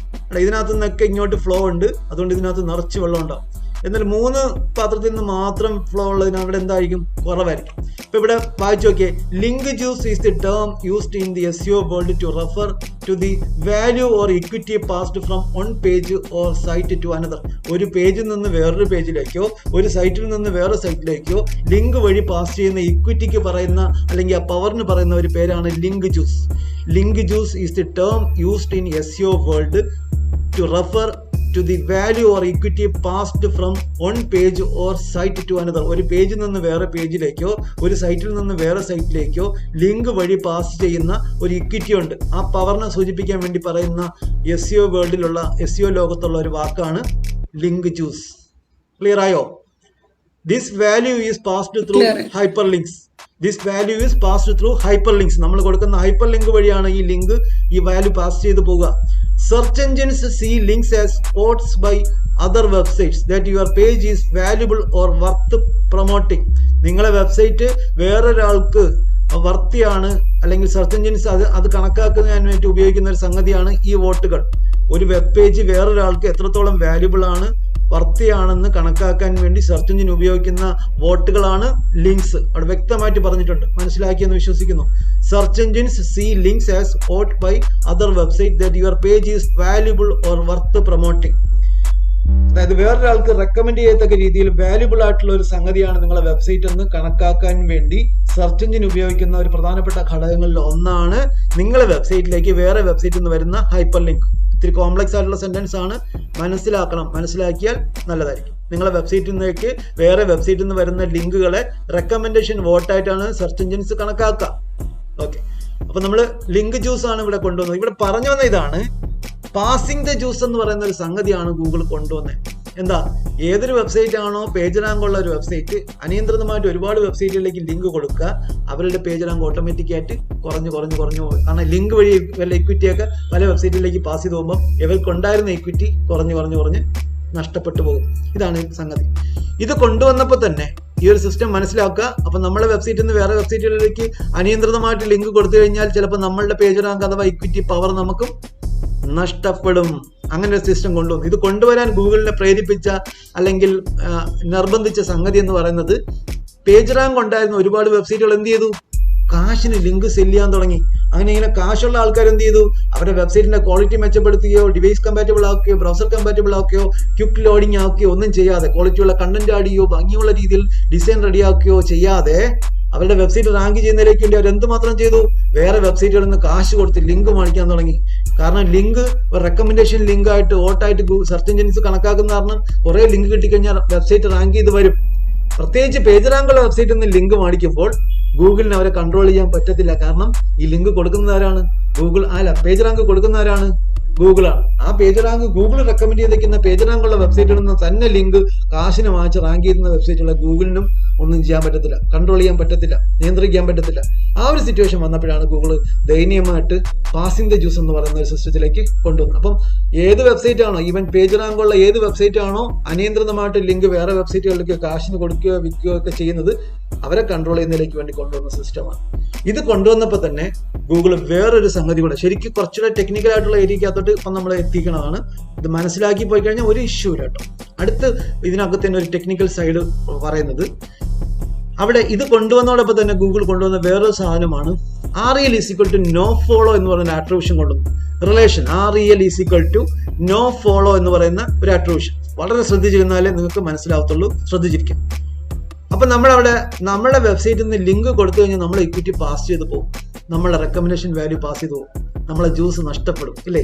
ആ ഒരു സിറ്റുവേഷൻ വരുമ്പോൾ ചില ആൾക്കാർക്ക് ലിങ്ക് കൊടുക്കാതിരിക്കാൻ പറ്റില്ല. ലിങ്ക് എന്ന് പറയുന്ന ഒരു യൂസറിനെ സമയത്തുള്ള ഒരു റെഫറൻസ് ആണ്. നമ്മളൊരു ആർട്ടിക്കിൾ എഴുതുമ്പോൾ അതിന്റെ റെഫറൻസിന് വേണ്ടിയിട്ട് കൂടുതൽ മനസ്സിലാക്കാൻ വേണ്ടി ലിങ്ക് കൊടുക്കാം. ഞാനൊരു ഉദാഹരണത്തിലേക്ക് വരാം. ഉദാഹരണത്തിന് അലീന ഒരു റെസിപ്പി ബ്ലോഗറാണ്. റെസിപ്പി ബ്ലോഗർ ആയിട്ടുള്ള അലീനയുടെ റെസിപ്പി ബ്ലോഗൊക്കെ ഫെമിലിയർ ആയി ഒരുപാട് ആൾക്കാർ വായിക്കുന്നുണ്ട്. ചില ആൾക്കാർ വായിച്ചിട്ട് അതിനകത്ത് പറഞ്ഞിരിക്കുന്ന ഇൻഗ്രീഡിയൻസ് അറിഞ്ഞുകൂടാതെ ഡൗട്ടൊക്കെ ചോദിക്കും. അപ്പൊ അലീന എന്ത് ചെയ്തു? ഓക്കെ, അത് ക്ലിയർ ചെയ്യാൻ വേണ്ടി അവിടെ കമന്റ്സിൽ വരുന്ന ആൾക്കാർക്ക് സപ്പോർട്ട് കൊടുക്കും. ഓക്കെ, ഇന്ന സംഭവമാണ്. ഉദാഹരണത്തിന് അലീന ഒരു ബിരിയാണിയുടെ റെസിപ്പി ഇട്ടു. ഈ ബിരിയാണി റെസിപ്പി വായിച്ചു നോക്കിയ ഒരാളിന് ഡൗട്ട്, ഇതിനകത്ത് പറഞ്ഞിരിക്കുന്ന ഈ കറുവപ്പട്ട എന്താണ് എന്ന് ഡൗട്ട് ചോദിച്ചു. അപ്പൊ അലീന പറഞ്ഞു, ഒരു കമന്റിനകത്ത് മെസ്സേജ് വന്നപ്പോഴത്തേക്ക് കമന്റിന് റിപ്ലൈ കൊടുത്തു, ഇറ്റ്സ് എ സ്പൈസ് ഐറ്റം. മനസ്സിലാക്കാൻ വേണ്ടി അലീന എന്ത് ചെയ്തു? വിക്കിപീഡിയയുടെ ലിങ്ക് എടുത്ത് പേസ്റ്റ് ചെയ്ത് കൊടുത്തു. കറുവപ്പട്ടയെ പറ്റിയുള്ള വിക്കിപീഡിയയുടെ പേജ് സ്പൈസ് ഐറ്റം ആണെന്ന് കാണിക്കുന്ന ലിങ്ക് പേസ്റ്റ് ചെയ്തു. ഇത് കണ്ടപ്പോൾ അവർക്ക് മനസ്സിലായി, okay, it's A spice item, അവർക്ക് അറിയാം. അവരത് ഉപയോഗിച്ചു, ബിരിയാണി ഉണ്ടാക്കി, ഹാപ്പി. തിരിച്ച് റിപ്ലൈ ഒക്കെ തന്നു. പക്ഷെ അലീന അപ്പം മനസ്സിൽ വിചാരിച്ചു, ഇതുപോലെ കൂടുതൽ ആൾക്കാർ കറുവപ്പട്ടയെ പറ്റി ഡൗട്ടുള്ള ആൾക്കാർ ഉണ്ടാകാം. അപ്പം എന്ത് ചെയ്യുന്നതായിരിക്കും നല്ലത്? പേജിനകത്ത് തന്നെ കറുവപ്പട്ട എന്ന് പറഞ്ഞ ഇൻഗ്രീഡിയൻസിനെ പറ്റി പറയുന്ന സ്ഥലത്ത് തന്നെ ശരിക്കും വിക്കിപീഡിയയിലേക്കുള്ള ലിങ്ക് അവിടെ ആഡ് ചെയ്ത് വെച്ചാലോ ആൾക്കാർക്ക് ക്ലിയർ ആയിട്ട് മനസ്സിലാവും. ഓരോ കമന്റ് ആഡ് ചെയ്ത് അതിന് റിപ്ലൈ കൊടുത്ത് സമയം കളയേണ്ട ആവശ്യമില്ല. അപ്പൊ അലീന എന്ത് ചെയ്തു? പേജിനകത്ത് തന്നെ കറുവപ്പട്ടയെ പറ്റി പറയുന്നിടത്ത് വിക്കിപീഡിയയിലേക്കുള്ള ലിങ്ക് അവിടെ ആഡ് ചെയ്തു. പക്ഷെ പാസിംഗ് ദ ജ്യൂസിനെ പറ്റി അറിയാവുന്നുള്ള അലീനയ്ക്ക് പേടിയായിരിക്കും അല്ലേ ലിങ്ക് ആഡ് ചെയ്യാൻ. എന്റെ ഇക്വിറ്റി പാസ് ചെയ്ത് പോയാലോ, എന്റെ ടാങ്കിലുള്ള വെള്ളം നഷ്ടപ്പെട്ടാലോ? കാരണം കറുവപ്പട്ട പോലെ എത്ര ഇൻഗ്രീഡിയൻസ് ബിരിയാണിക്കകത്തുണ്ട്, വേറെ സാധനങ്ങളില്ലേ, വേറെ സാധനങ്ങൾ ഒരുപാടുണ്ട്. അപ്പൊ അതിനൊക്കെ ലിങ്ക് കൊടുക്കേണ്ടി വരുമ്പോൾ ഒരു 5 ലിങ്ക് പുറത്തേക്ക് പോയാൽ എന്റെ ടാങ്കിൽ ഒരു വെള്ളവും കാണത്തില്ലല്ലോ എന്നറിയാവുന്നുള്ള അലീനയ്ക്ക് ഈ ലിങ്ക് കൊടുക്കുന്നിടത്ത് ഇതൊരു ആൾക്കാർക്ക് റെഫറൻസിന് വേണ്ടി ലിങ്ക് കൊടുക്കുകയും ചെയ്യാം, ഇക്വിറ്റി പാസ് ചെയ്യാതെ സ്റ്റോപ്പ് ചെയ്യാൻ ചെയ്യാം, കൺട്രോൾ ചെയ്യാം. നമ്മളെ പവർ പാസ് ചെയ്ത് പോകാതെ കൺട്രോൾ ചെയ്ത് ലിങ്ക് കൊടുക്കാൻ പറ്റും. ആ കൺട്രോൾഡ് ലിങ്ക്സിന് നമുക്ക് ഉൾപ്പെടുത്തിയിരിക്കുന്ന ഗൂഗിൾ കൊണ്ടുവന്ന ഒരു ഉപാധിയാണ് REL = നോ ഫോളോ. ഉദാഹരണത്തിന് കറുവപ്പട്ടയുടെ പേജിലേക്ക് അലീന ലിങ്ക് ചെയ്യുന്ന സമയത്ത് ആ ലിങ്ക് ആഡ് ചെയ്യുന്ന ഹൈപ്പർ ലിങ്ക് ആഡ് ചെയ്യുന്ന HTML ടാഗിനകത്ത് REL = നോ ഫോളോ എന്ന് മെൻഷൻ ചെയ്താൽ അതൊരു ഇക്വിറ്റി പാസ് ചെയ്യാത്ത ലിങ്ക് ആയി മാറും. അപ്പൊ 5 റെഫറൻസ് അലീനയ്ക്ക് കൊടുക്കണമെന്ന് വെച്ചോ, ആ 5 ലിങ്കിന്റെ കൂടെ എന്ത് കൊടുത്താൽ മതി? REL = നോ ഫോളോ എന്ന് കൊടുത്തു കഴിഞ്ഞാൽ അവിടെ വരുന്ന ആൾക്കാർക്ക് ക്ലിക്ക് ചെയ്ത് കറുവപ്പട്ട എന്താണെന്ന് മനസ്സിലാക്കാൻ അങ്ങോട്ട് പോകാൻ പറ്റും. പക്ഷെ ഒരിക്കലും ഇതിനകത്തുനിന്ന് റെക്കമെൻഡേഷൻ വാല്യൂ, നമ്മുടെ ടാങ്കിൽ നിന്നുള്ള വെള്ളം നമുക്ക് ചോർത്തി കൊടുക്കേണ്ട ആവശ്യമില്ല. പിടിയോ? അവിടെ നമ്മളത് കുറച്ചുകൂടെ സ്പെസിഫിക് ആക്കി തരാം. ഹൈപ്പർ ലിങ്ക് ആഡ് ചെയ്യാൻ വേണ്ടി നമ്മൾ ഉപയോഗിക്കുന്ന ടാഗ്, HTML ടാഗ് ആരാ പറയാ? ഹൈപ്പർ ലിങ്ക് ആഡ് ചെയ്യാൻ വേണ്ടി നമ്മൾ ഉപയോഗിക്കുന്ന HTML ടാഗ് അശ്വതി പറഞ്ഞേ. ഒരു ഹൈപ്പർ ലിങ്ക് കൊടുക്കാൻ വേണ്ടി നമ്മൾ ഉപയോഗിക്കുന്ന HTML ടാഗ് ഏത് HTML ടാഗാണ് ഹൈപ്പർ ലിങ്ക് കൊടുക്കാൻ വേണ്ടി ഉപയോഗിക്കുക? Anchor tag. ആങ്കർ ടാഗ് ഒന്ന് എക്സ്പ്ലെയിൻ ചെയ്യൂ. href. ഓക്കെ, നമ്മൾ എഴുതുന്നത് ഇങ്ങനെയാണ്. എ സ്പേസ്, നിങ്ങൾ HTML പഠിച്ച സമയത്ത് എഴുതിയിട്ടുണ്ടാവും. href = ഇൻവെർട്ടർ കോമയ്ക്കകത്ത് നമ്മൾ ലിങ്ക്, ഉദാഹരണം നമ്മൾ ഗൂഗിളിലേക്കാണ് ലിങ്ക് കൊടുക്കണമെങ്കിൽ https://www.google.com എന്ന് നമ്മൾ ഹൈപ്പർ ലിങ്ക് കൊടുക്കുന്നു, ടാഗ് ക്ലോസ് ചെയ്യുന്നു, എന്നിട്ട് ഗൂഗിൾ എന്നുള്ള വാക്ക് കൊടുക്കുന്നു, പിന്നെ ക്ലോസ് ചെയ്യുന്നു, അല്ലേ? ഇത്രയാണ് ഒരു ഹൈപ്പർ ലിങ്ക് ആഡ് ചെയ്യാനായിട്ട് നമ്മൾ കൊടുക്കുന്ന ആങ്കർ ടാഗ്. കറക്റ്റ് തന്നെയല്ലേ? തെറ്റൊന്നുമില്ലല്ലോ. href = നമ്മൾ എന്താ ഈ HTML പഠിക്കുന്ന സമയത്ത് ഒരു ലിങ്ക് കൊടുക്കാൻ വേണ്ടി അഥവാ ഹൈപ്പർ ലിങ്ക് കൊടുക്കാൻ വേണ്ടി നമ്മൾ പഠിക്കുന്ന കോമൺ ടാഗാണ് ഈ AHRF എന്ന് പറയുന്ന ആങ്കർ ടാഗ്. ആങ്കർ ടാഗ് ഇങ്ങനെയാണ് കൊടുക്കുക. ഇങ്ങനെ കൊടുക്കുന്ന ആങ്കർ ടാഗിനകത്ത് ആ യൂസറിന് പേജിനകത്ത് എന്ത് മാത്രമേ കാണാൻ പറ്റുള്ളൂ? ഗൂഗിൾ എന്ന് മാത്രമേ കാണാൻ പറ്റത്തുള്ളൂ. പക്ഷെ ആൾക്ക് എന്ത് ചെയ്യാം? ഗൂഗിളിൽ ക്ലിക്ക് ചെയ്ത് google.com പോകാം. HTML പഠിച്ച സമയത്ത് പഠിച്ച ഓർമ്മ ഉണ്ടാകും. ആങ്കർ ടെക്സ്റ്റ് നമ്മൾ ഇങ്ങനെയാണ് കൊടുക്കുക. അപ്പൊ നമ്മുടെ വെബ്സൈറ്റിൽ നിന്ന് ഗൂഗിളിലേക്ക് ഒരു ലിങ്ക് കൊടുത്തു. പക്ഷെ നമുക്ക് അവിടെ ഇക്വിറ്റി പാസ് ചെയ്യാൻ താല്പര്യമില്ലെങ്കിൽ നമ്മൾ എന്ത് ചെയ്താൽ മതി?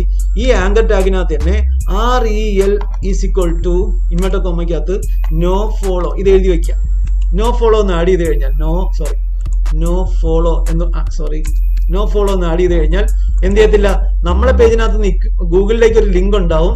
ഒരിക്കലും നമ്മളെ ഇക്വിറ്റി പാസ് ചെയ്ത് പോകത്തില്ല. പിടികിട്ടിയോ? അപ്പം നമ്മളെ പാസിന്റെ ജ്യൂസ് എന്ന് പറഞ്ഞ സിസ്റ്റം ഗൂഗിൾ കൊണ്ടുവന്നത് ഒരുപാട് പേജ് റാങ്കുള്ള വെബ്സൈറ്റുകൾ വേറെ വെബ്സൈറ്റിലേക്ക് ലിങ്ക് കൊടുത്ത് ഗൂഗിളിന് തന്നെ തലവേദന സൃഷ്ടിച്ചപ്പോൾ ആ പാസിന്റെ ജ്യൂസ് എന്ന് പറയുന്ന ഒരു സിസ്റ്റം കൊണ്ടുവന്നതോടുകൂടി ഏത് വെബ്സൈറ്റ് ആണോ, ഏത് പേജ് റാങ്കുള്ള ഏത് വെബ്സൈറ്റ് ആണോ കൂടുതൽ ലിങ്ക്സ് വേറെ വെബ്സൈറ്റുകളിലേക്ക് അനിയന്ത്രിതമായിട്ട് ലിങ്ക്സ് കൊടുക്കുന്നത് അവരുടെ ഇക്വിറ്റി പാസ് ചെയ്തു പോകുന്ന ഒരു സംവിധാനം കൊണ്ടുവന്നത്. അതാണ് പാസിന്റെ ജ്യൂസ്. ഇതിനോടൊപ്പം തന്നെ ഗൂഗിൾ കൊണ്ടുവന്ന ഒരു സംവിധാനമാണ് REL നോ ഫോളോ എന്ന് പറയുന്ന ആട്രിബ്യൂഷൻ. അപ്പൊ നമ്മൾ ലിങ്ക് ആഡ് ചെയ്യുമ്പോൾ ഈ ആട്രിബ്യൂഷൻ കൂടെ ആഡ് ചെയ്ത് കഴിഞ്ഞാൽ എന്ത് സംഭവിക്കത്തില്ല? നമ്മളെ ഇക്വിറ്റി പാസ് ചെയ്ത് പോകത്തില്ല. അഥവാ നമ്മളെ വെബ്സൈറ്റിൽ നിന്ന് വേറെ പേജിലേക്ക് ലിങ്ക് ചെയ്ത് കൊടുക്കുമ്പോൾ നമ്മളെ ഇക്വിറ്റി ഒരിക്കലും അഥവാ നമ്മളെ പേജ് റാങ്ക് ഒരിക്കലും നഷ്ടപ്പെട്ടു പോകത്തില്ല. ഞാൻ നേരത്തെ പറഞ്ഞ കണക്ക് അലീന ബിരിയാണിയുടെ റെസിപ്പി എഴുതിയതിനകത്ത് 5 ഇൻഗ്രീഡിയൻസിലേക്ക് ലിങ്ക് കൊടുക്കേണ്ടി വന്നു. 5 ഇൻഗ്രീഡിയൻസിന്റെ കറസ്പോണ്ടൻസ് വിക്കിപീഡിയ പേജിലേക്ക് റെഫറൻസിന് വേണ്ടിയിട്ട് ലിങ്ക് കൊടുക്കേണ്ടി വന്നു. ആ 5 ലിങ്ക് കൊടുക്കുമ്പോൾ നമ്മളെ ഇക്വിറ്റി പോകത്തില്ലേ? 5 ലിങ്ക് വഴി നമ്മളെ പവർ ഊർന്നു പോകത്തില്ലേ? പേജ് റാങ്ക് നഷ്ടപ്പെടത്തില്ലേ എന്നൊക്കെ ഉള്ള ഒരു തോന്നൽ വരാതിരിക്കാൻ വേണ്ടി, അങ്ങനെ നഷ്ടപ്പെടാതിരിക്കാൻ വേണ്ടി നമുക്ക് കൊടുക്കാൻ പറ്റുന്ന ആട്രിബ്യൂഷനാണ് REL നോ ഫോളോ എന്ന് പറഞ്ഞാൽ ഇതൊരു നോ ഫോളോ ലിങ്കായി മാറി. അപ്പൊ നമ്മളെ ഇക്വിറ്റി ഒരിക്കലും നഷ്ടപ്പെടാതെ നമുക്ക് സൂക്ഷിക്കാം. പക്ഷേ പേജിൽ വരുന്ന ആൾക്കാർക്ക് ഈച്ച് ആൻഡ് എവരി ആൾക്കാർക്ക് എന്ത് ചെയ്യാം? ആ ലിങ്ക് ക്ലിക്ക് ചെയ്ത് ഓരോ ഇൻഗ്രീഡിയൻസ് എന്തിനെ പറ്റിയുള്ളതാണ് എന്താണെന്നുള്ളത് കൃത്യമായിട്ട് ആ വിക്കിപീഡിയ പേജ് പോയി മനസ്സിലാക്കി അവർക്ക് ആ ഇൻഗ്രീഡിയൻസ് കളക്ട് ചെയ്ത് ബിരിയാണി ഉണ്ടാക്കുകയോ കഴിക്കുകയോ കൊടുക്കുകയോ എന്തോണം ചെയ്യാം ഇല്ലേ? അതാണ് നമ്മളിപ്പോൾ പറഞ്ഞത്. അപ്പം നമ്മളിപ്പോൾ പഠിച്ചത് REL നോ ഫോളോ എന്ന് പറയുന്ന ആട്രിബ്യൂഷൻ ആണ്. ഇത് ഗൂഗിൾ കൊണ്ടുവന്നത് പാസിന്റെ ജ്യൂസ് കൊണ്ടുവന്നതിന്റെ കൂടെയാണ്. പാസിന്റെ ജ്യൂസ് ആദ്യം മനസ്സിലാക്കി കഴിഞ്ഞാൽ REL നോ ഫോളോ എന്ന് നമുക്ക് കൃത്യമായിട്ട് മനസ്സിലാക്കാം. വളരെ ഇമ്പോർട്ടന്റ് ആയിട്ടുള്ള ഓൺ പേജിനകത്ത് നമ്മൾ പ്രാക്ടീസ് ചെയ്യുന്ന സമയത്ത് അറിഞ്ഞിരിക്കേണ്ട ഇമ്പോർട്ടന്റ് ആയിട്ടുള്ള ഏരിയ ആണ് നമ്മൾ പഠിച്ചുകൊണ്ടിരിക്കുന്നത്. ഗൂഗിൾ കൊണ്ടുവന്ന അവരുടെ ഇവല്യൂഷണറി പാത്തിനകത്ത് വളരെ ഇമ്പോർട്ടന്റ് ആയിട്ട് അവർ നടത്തിയ ചേഞ്ചുകളിൽ ഒന്ന് തന്നെയാണ് ഇത്. എല്ലാ SEOമാരും അറിഞ്ഞിരിക്കണം. അല്ലാത്ത മുറയ്ക്ക് നമ്മൾ ലിങ്ക്സ് ഒക്കെ കണ്ടമാനം വാരി വലിച്ചു കൊടുത്തു കഴിഞ്ഞാൽ നമ്മളെ ഇക്വിറ്റി നഷ്ടപ്പെടും. നമുക്ക് യാതൊരുവിധ പവറോ ഒന്നും ഉണ്ടാവത്തില്ല. ഇതാണ് സംഭവം. സ്മോൾ ലെറ്റർ ഒക്കെയാണ് നമ്മൾ പാസ് ചെയ്തത്.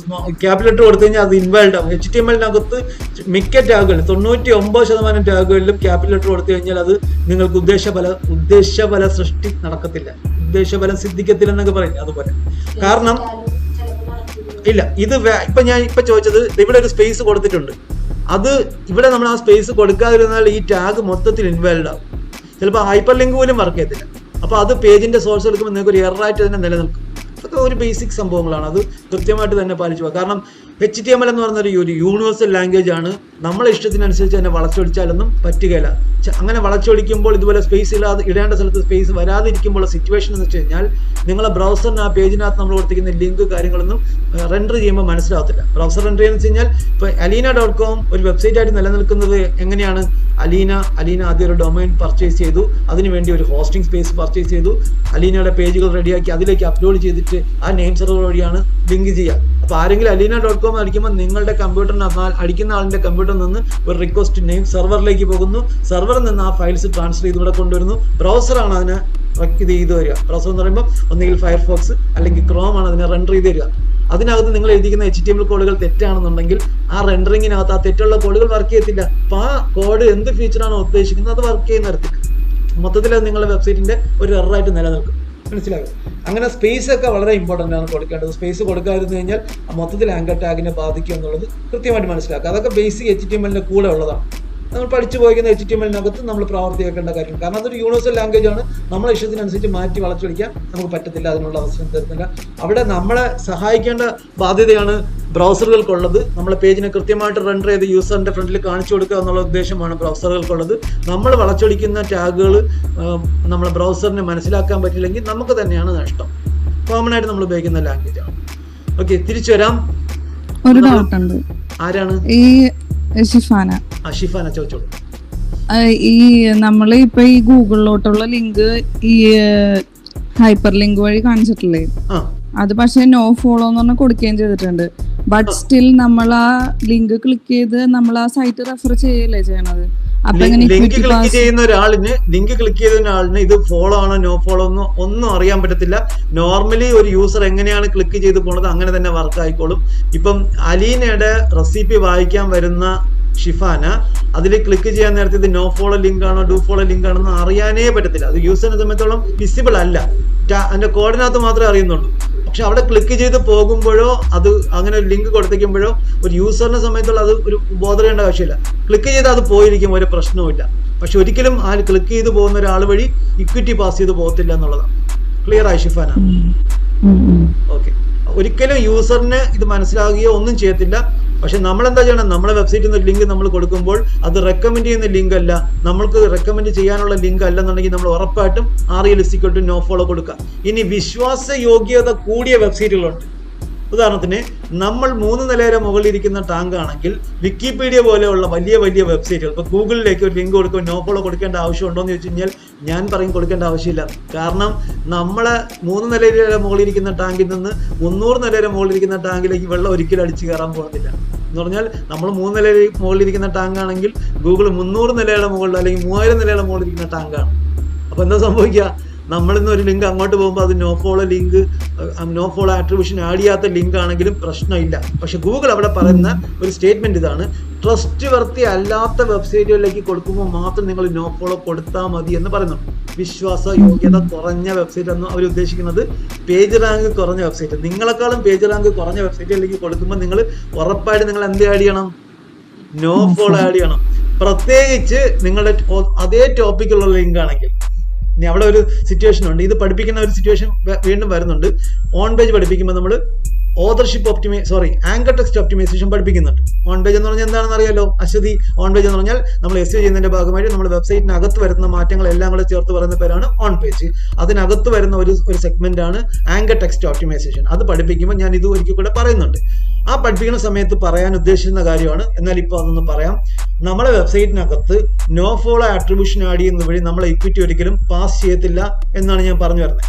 അവിടെ നമ്മളുടെ ടോപ്പിക്കിനകത്ത് നമ്മൾ തന്നെ ലിങ്ക് ആഡ് ചെയ്യുമ്പോൾ, വേറൊരു വെബ് പേജിലേക്ക് ലിങ്ക് ആഡ് ചെയ്യുമ്പോൾ നമ്മൾ ബോധപൂർവം നോ ഫോളോ കൊടുക്കേണ്ട ഒരു സിറ്റുവേഷൻ പറയാം. ഉദാഹരണത്തിന് അലീനയുടെ focusing keyword SEO expert Kochi Kerala എന്നാണ്. അശ്വതിയുടെയും focusing keyword SEO expert Kerala എന്നാണ്. അശ്വതിയുടെ വെബ്സൈറ്റിലേക്ക് SEO എക്സ്പെർട്ട് കേരള എന്ന് പറഞ്ഞൊരു കീവേഡ് തന്നെ Ashwati.com ഒരു ഹൈപ്പർ ലിങ്ക് ആഡ് ചെയ്യണം എന്ന് വെച്ചാൽ അത് മസ്റ്റ് ആയിട്ട് നോ ഫോളോ ആഡ് ചെയ്തില്ലെങ്കിൽ Aleena is recommending Aswathy for a keyword SEO expert Kerala. അപ്പൊ അവിടെ എന്താ സംഭവിക്കുക, അലീന ഒരിക്കലും ആ കീവേഡിൽ റാങ്ക് ചെയ്ത് വരില്ല. കാരണം അലീന ഈസ് റെക്കമെൻഡിങ് അശ്വതി. അപ്പൊ നമ്മൾ തന്നെ അലീന ഇവിടെ ഒരു ഒരു മെഡിക്കൽ സ്റ്റോർ ഇട്ടേക്കുന്നു, അതിന് നേരെ ഓപ്പോസിറ്റ് അശ്വതി ഒരു മെഡിക്കൽ സ്റ്റോർ ഇട്ടേക്കുന്നു. അലീനയുടെ കടയിൽ ഒരാൾ പാരസിറ്റോൾ വാങ്ങിക്കാൻ വേണ്ടി വന്നു. അപ്പോൾ അലീന പറയാണ്, ഡോളയല്ലേ, ഇത് നേരെ ഓപ്പോസിറ്റ് അശ്വതി മെഡിക്കൽസ് കണ്ടോ, അവിടെ പോയി മേടിച്ചോളൂ. അലീനയുടെ കയ്യിൽ എന്തുണ്ട്, ഡോള ഉണ്ട്. എന്നിട്ടും അലീന അവർക്ക് വിൽക്കുന്നില്ല. പകരം എന്ത് ചെയ്യുന്നു, അയാളെ നേരെ ഓപ്പോസിറ്റുള്ള നമ്മളുടെ കോമ്പറ്റീറ്ററിന്റെ കടയിലോട്ട് പറഞ്ഞു വിടുകയാണ്, അശ്വതിയുടെ കടയിലോട്ട് പറഞ്ഞു വിടുകയാണ്. അതിന് തുല്യമാണ് ഈ സംഗതി. കുറച്ചുകൂടെ ക്ലിയർ ആയോ? ആങ്കർ ടെസ്റ്റ് അതൊരിക്കൽ കൂടെ റിപ്പീറ്റ് ചെയ്യാം. ഹൈപ്പർ ലിങ്ക് കൊടുക്കുമ്പോൾ നമ്മൾ ഒരു റെക്കമെൻഡേഷൻ വാല്യൂ ആണ് അവിടെ നിന്ന് പാസ് ചെയ്ത് പോവുക. നമ്മൾ അതേ കാറ്റഗറിയിൽ റാങ്ക് ചെയ്യാൻ ആഗ്രഹിക്കുന്ന നമ്മളെ കോമ്പറ്റീറ്റീവ് വെബ്സൈറ്റിലേക്ക് അതേ കീവേഡിന് തന്നെ നമ്മൾ ഒരു ആങ്കർ ടെക്സ്റ്റ് കൊടുത്തു കഴിഞ്ഞാൽ നമ്മൾ ഒരിക്കലും റാങ്ക് ചെയ്ത് വരത്തില്ല. നമ്മൾ അവരെ സപ്പോർട്ട് ചെയ്യുന്നതായിട്ടാണ് വരിക. അവർ റാങ്ക് ചെയ്ത് അടിപൊളിയായിട്ട് പോകുന്ന നടക്കും. കാരണം നമ്മളിന്ന് റെക്കമെൻഡേഷൻ വാല്യൂ അങ്ങോട്ട് പോകുന്നുണ്ടാവും, നമ്മൾ ഒരിക്കലും റാങ്ക് ചെയ്യത്തില്ല. പിടിയിട്ടോ? അപ്പൊ അത് അബദ്ധമാണ്. അങ്ങനെ കൊടുക്കേണ്ട ഒരു സിറ്റുവേഷൻ വരുമ്പോൾ ഉറപ്പായിട്ട് നമ്മൾ എന്ത് കൊടുക്കണം, REL നോ ഫോളോ കൊടുക്കുക, അല്ലെങ്കിൽ ലിങ്ക് കൊടുക്കാതിരിക്കുക. ഇനി അവിടെയും ഒരു കോൺടെസ്റ്റ് മനസ്സിലാക്കാനുണ്ട്. ചിലപ്പോൾ നമ്മളെ വെബ്സൈറ്റിനകത്ത് നമ്മളൊരു വേറൊരു പേജിലേക്ക് ലിങ്ക് കൊടുത്തിട്ടുണ്ട്, പക്ഷെ അവിടെ നമ്മൾ REL നോ ഫോളോ കൊടുത്തിട്ടുണ്ട്. നമുക്ക് റെക്കമെൻഡേഷൻ കൊടുക്കുന്നില്ല, പാസ് ചെയ്യുന്നില്ല.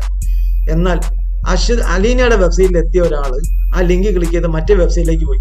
അലീനയുടെ വെബ്സൈറ്റിൽ അയാൾ സ്പെൻഡ് ചെയ്ത സമയം 4 സെക്കൻഡും മറ്റടുത്ത് അയാൾ സ്പെൻഡ് ചെയ്ത സമയം എന്ന് പറഞ്ഞാൽ 4 മിനിറ്റുമാണെന്ന് വെച്ചാൽ. അപ്പൊ അവിടെ അങ്ങനെ കൂടുതൽ ആൾക്കാർ അലീനയിലേക്ക് വരുന്നു, അവരെല്ലാവരും അശ്വതിയിലേക്ക് പോകുന്നു, അവരവിടെ കൂടുതൽ സമയം സ്പെൻഡ് ചെയ്യുന്നു. അങ്ങനെ വരുമ്പോൾ ഓട്ടോമാറ്റിക്കായിട്ട് അശ്വതിനെ തന്നെ ഗൂഗിൾ എന്ത് ചെയ്യും, മുകളിലോട്ട് എടുക്കും. അത് ഗൂഗിള് 2009 നടത്തിക്കുന്ന ഒരു മാറ്റം അനുസരിച്ചുള്ളതാണ്. യൂസറിന്റെ ഇന്ററാക്ഷൻ അനുസരിച്ച് റാങ്കിങ് കൊണ്ടുവരുന്ന ഒരു സിസ്റ്റം ഗൂഗിൾ പിന്നെ കൊണ്ടുവന്നത്. നമ്മൾ അതിലേക്ക് വരാം. ആ സമയത്ത് അത് കൂടുതൽ അവർക്കായിരിക്കും ഗുണം ചെയ്യാം. നമ്മുടെ വെബ്സൈറ്റിലേക്ക് എത്തുന്ന ആൾക്കാരൊക്കെ നമ്മൾ വേറെ സ്ഥലത്തേക്ക്, വേറെ വെബ്സൈറ്റിലേക്കാണ് വിടുന്നത്.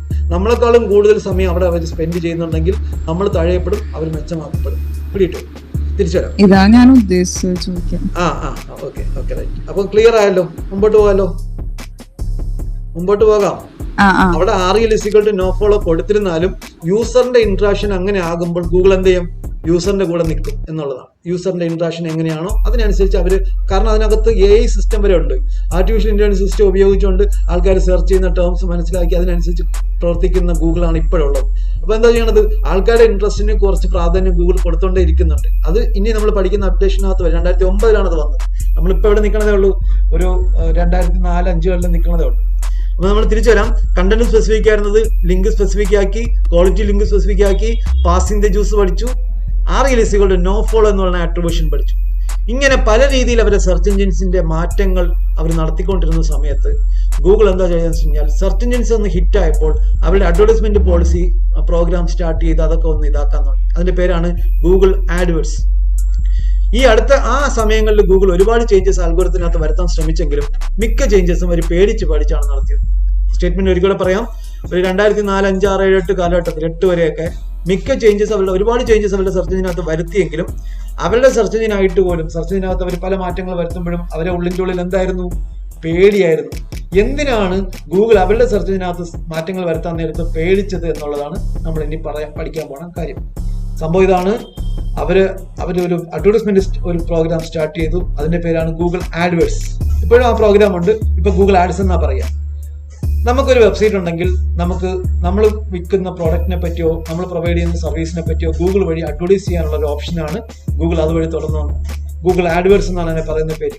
കാരണം ആഡ്വേഴ്സ്, ഗൂഗിൾ ആഡ്വേഴ്സ് എന്ന് പറഞ്ഞത് എങ്ങനെയാണ് ഇത്, ആഡ്വേഴ്സ്, ഇതാണ് സ്പെല്ലിംഗ്, ആഡ്വേഴ്സ്.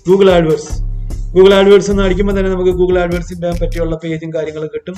ഇവിടെ ഗൂഗിൾ ആഡ്വേഴ്സ് എന്ന് തന്നെ അടിച്ചു കഴിഞ്ഞാൽ നമുക്ക് കൂടുതൽ ഗൂഗിൾ ആഡ്വേഴ്സ് എന്ന് പറയുന്നതിനെ പറ്റി അടിച്ചു കഴിഞ്ഞാൽ അതിന്റെ ഇൻഫോ പ്രൊവൈഡ് ചെയ്യുന്ന അവരുടെ പേജുകളുണ്ട്.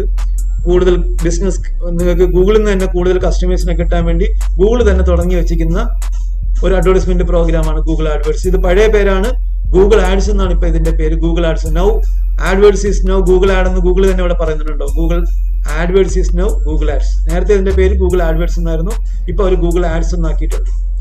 എന്താണ് ഗൂഗിൾ ആഡ്വേഴ്സ് എന്നുള്ള രീതി പറഞ്ഞുകൊണ്ട് നമുക്ക് ഇനി മുമ്പോട്ട് പോകാം. ഗൂഗിൾ തുടങ്ങിയ ഒരു സിമ്പിളായിട്ട് പറയുകയാണെങ്കിൽ ഗൂഗിൾ തുടങ്ങിയ ഒരു അഡ്വർടൈസ്മെന്റ് പ്രോഗ്രാമാണ് ഗൂഗിൾ ആഡ്വേഴ്സ് എന്ന് പറയും. ഗൂഗിൾ തുടങ്ങി വെച്ച ഒരു അഡ്വർടൈസ്മെന്റ് പ്രോഗ്രാം.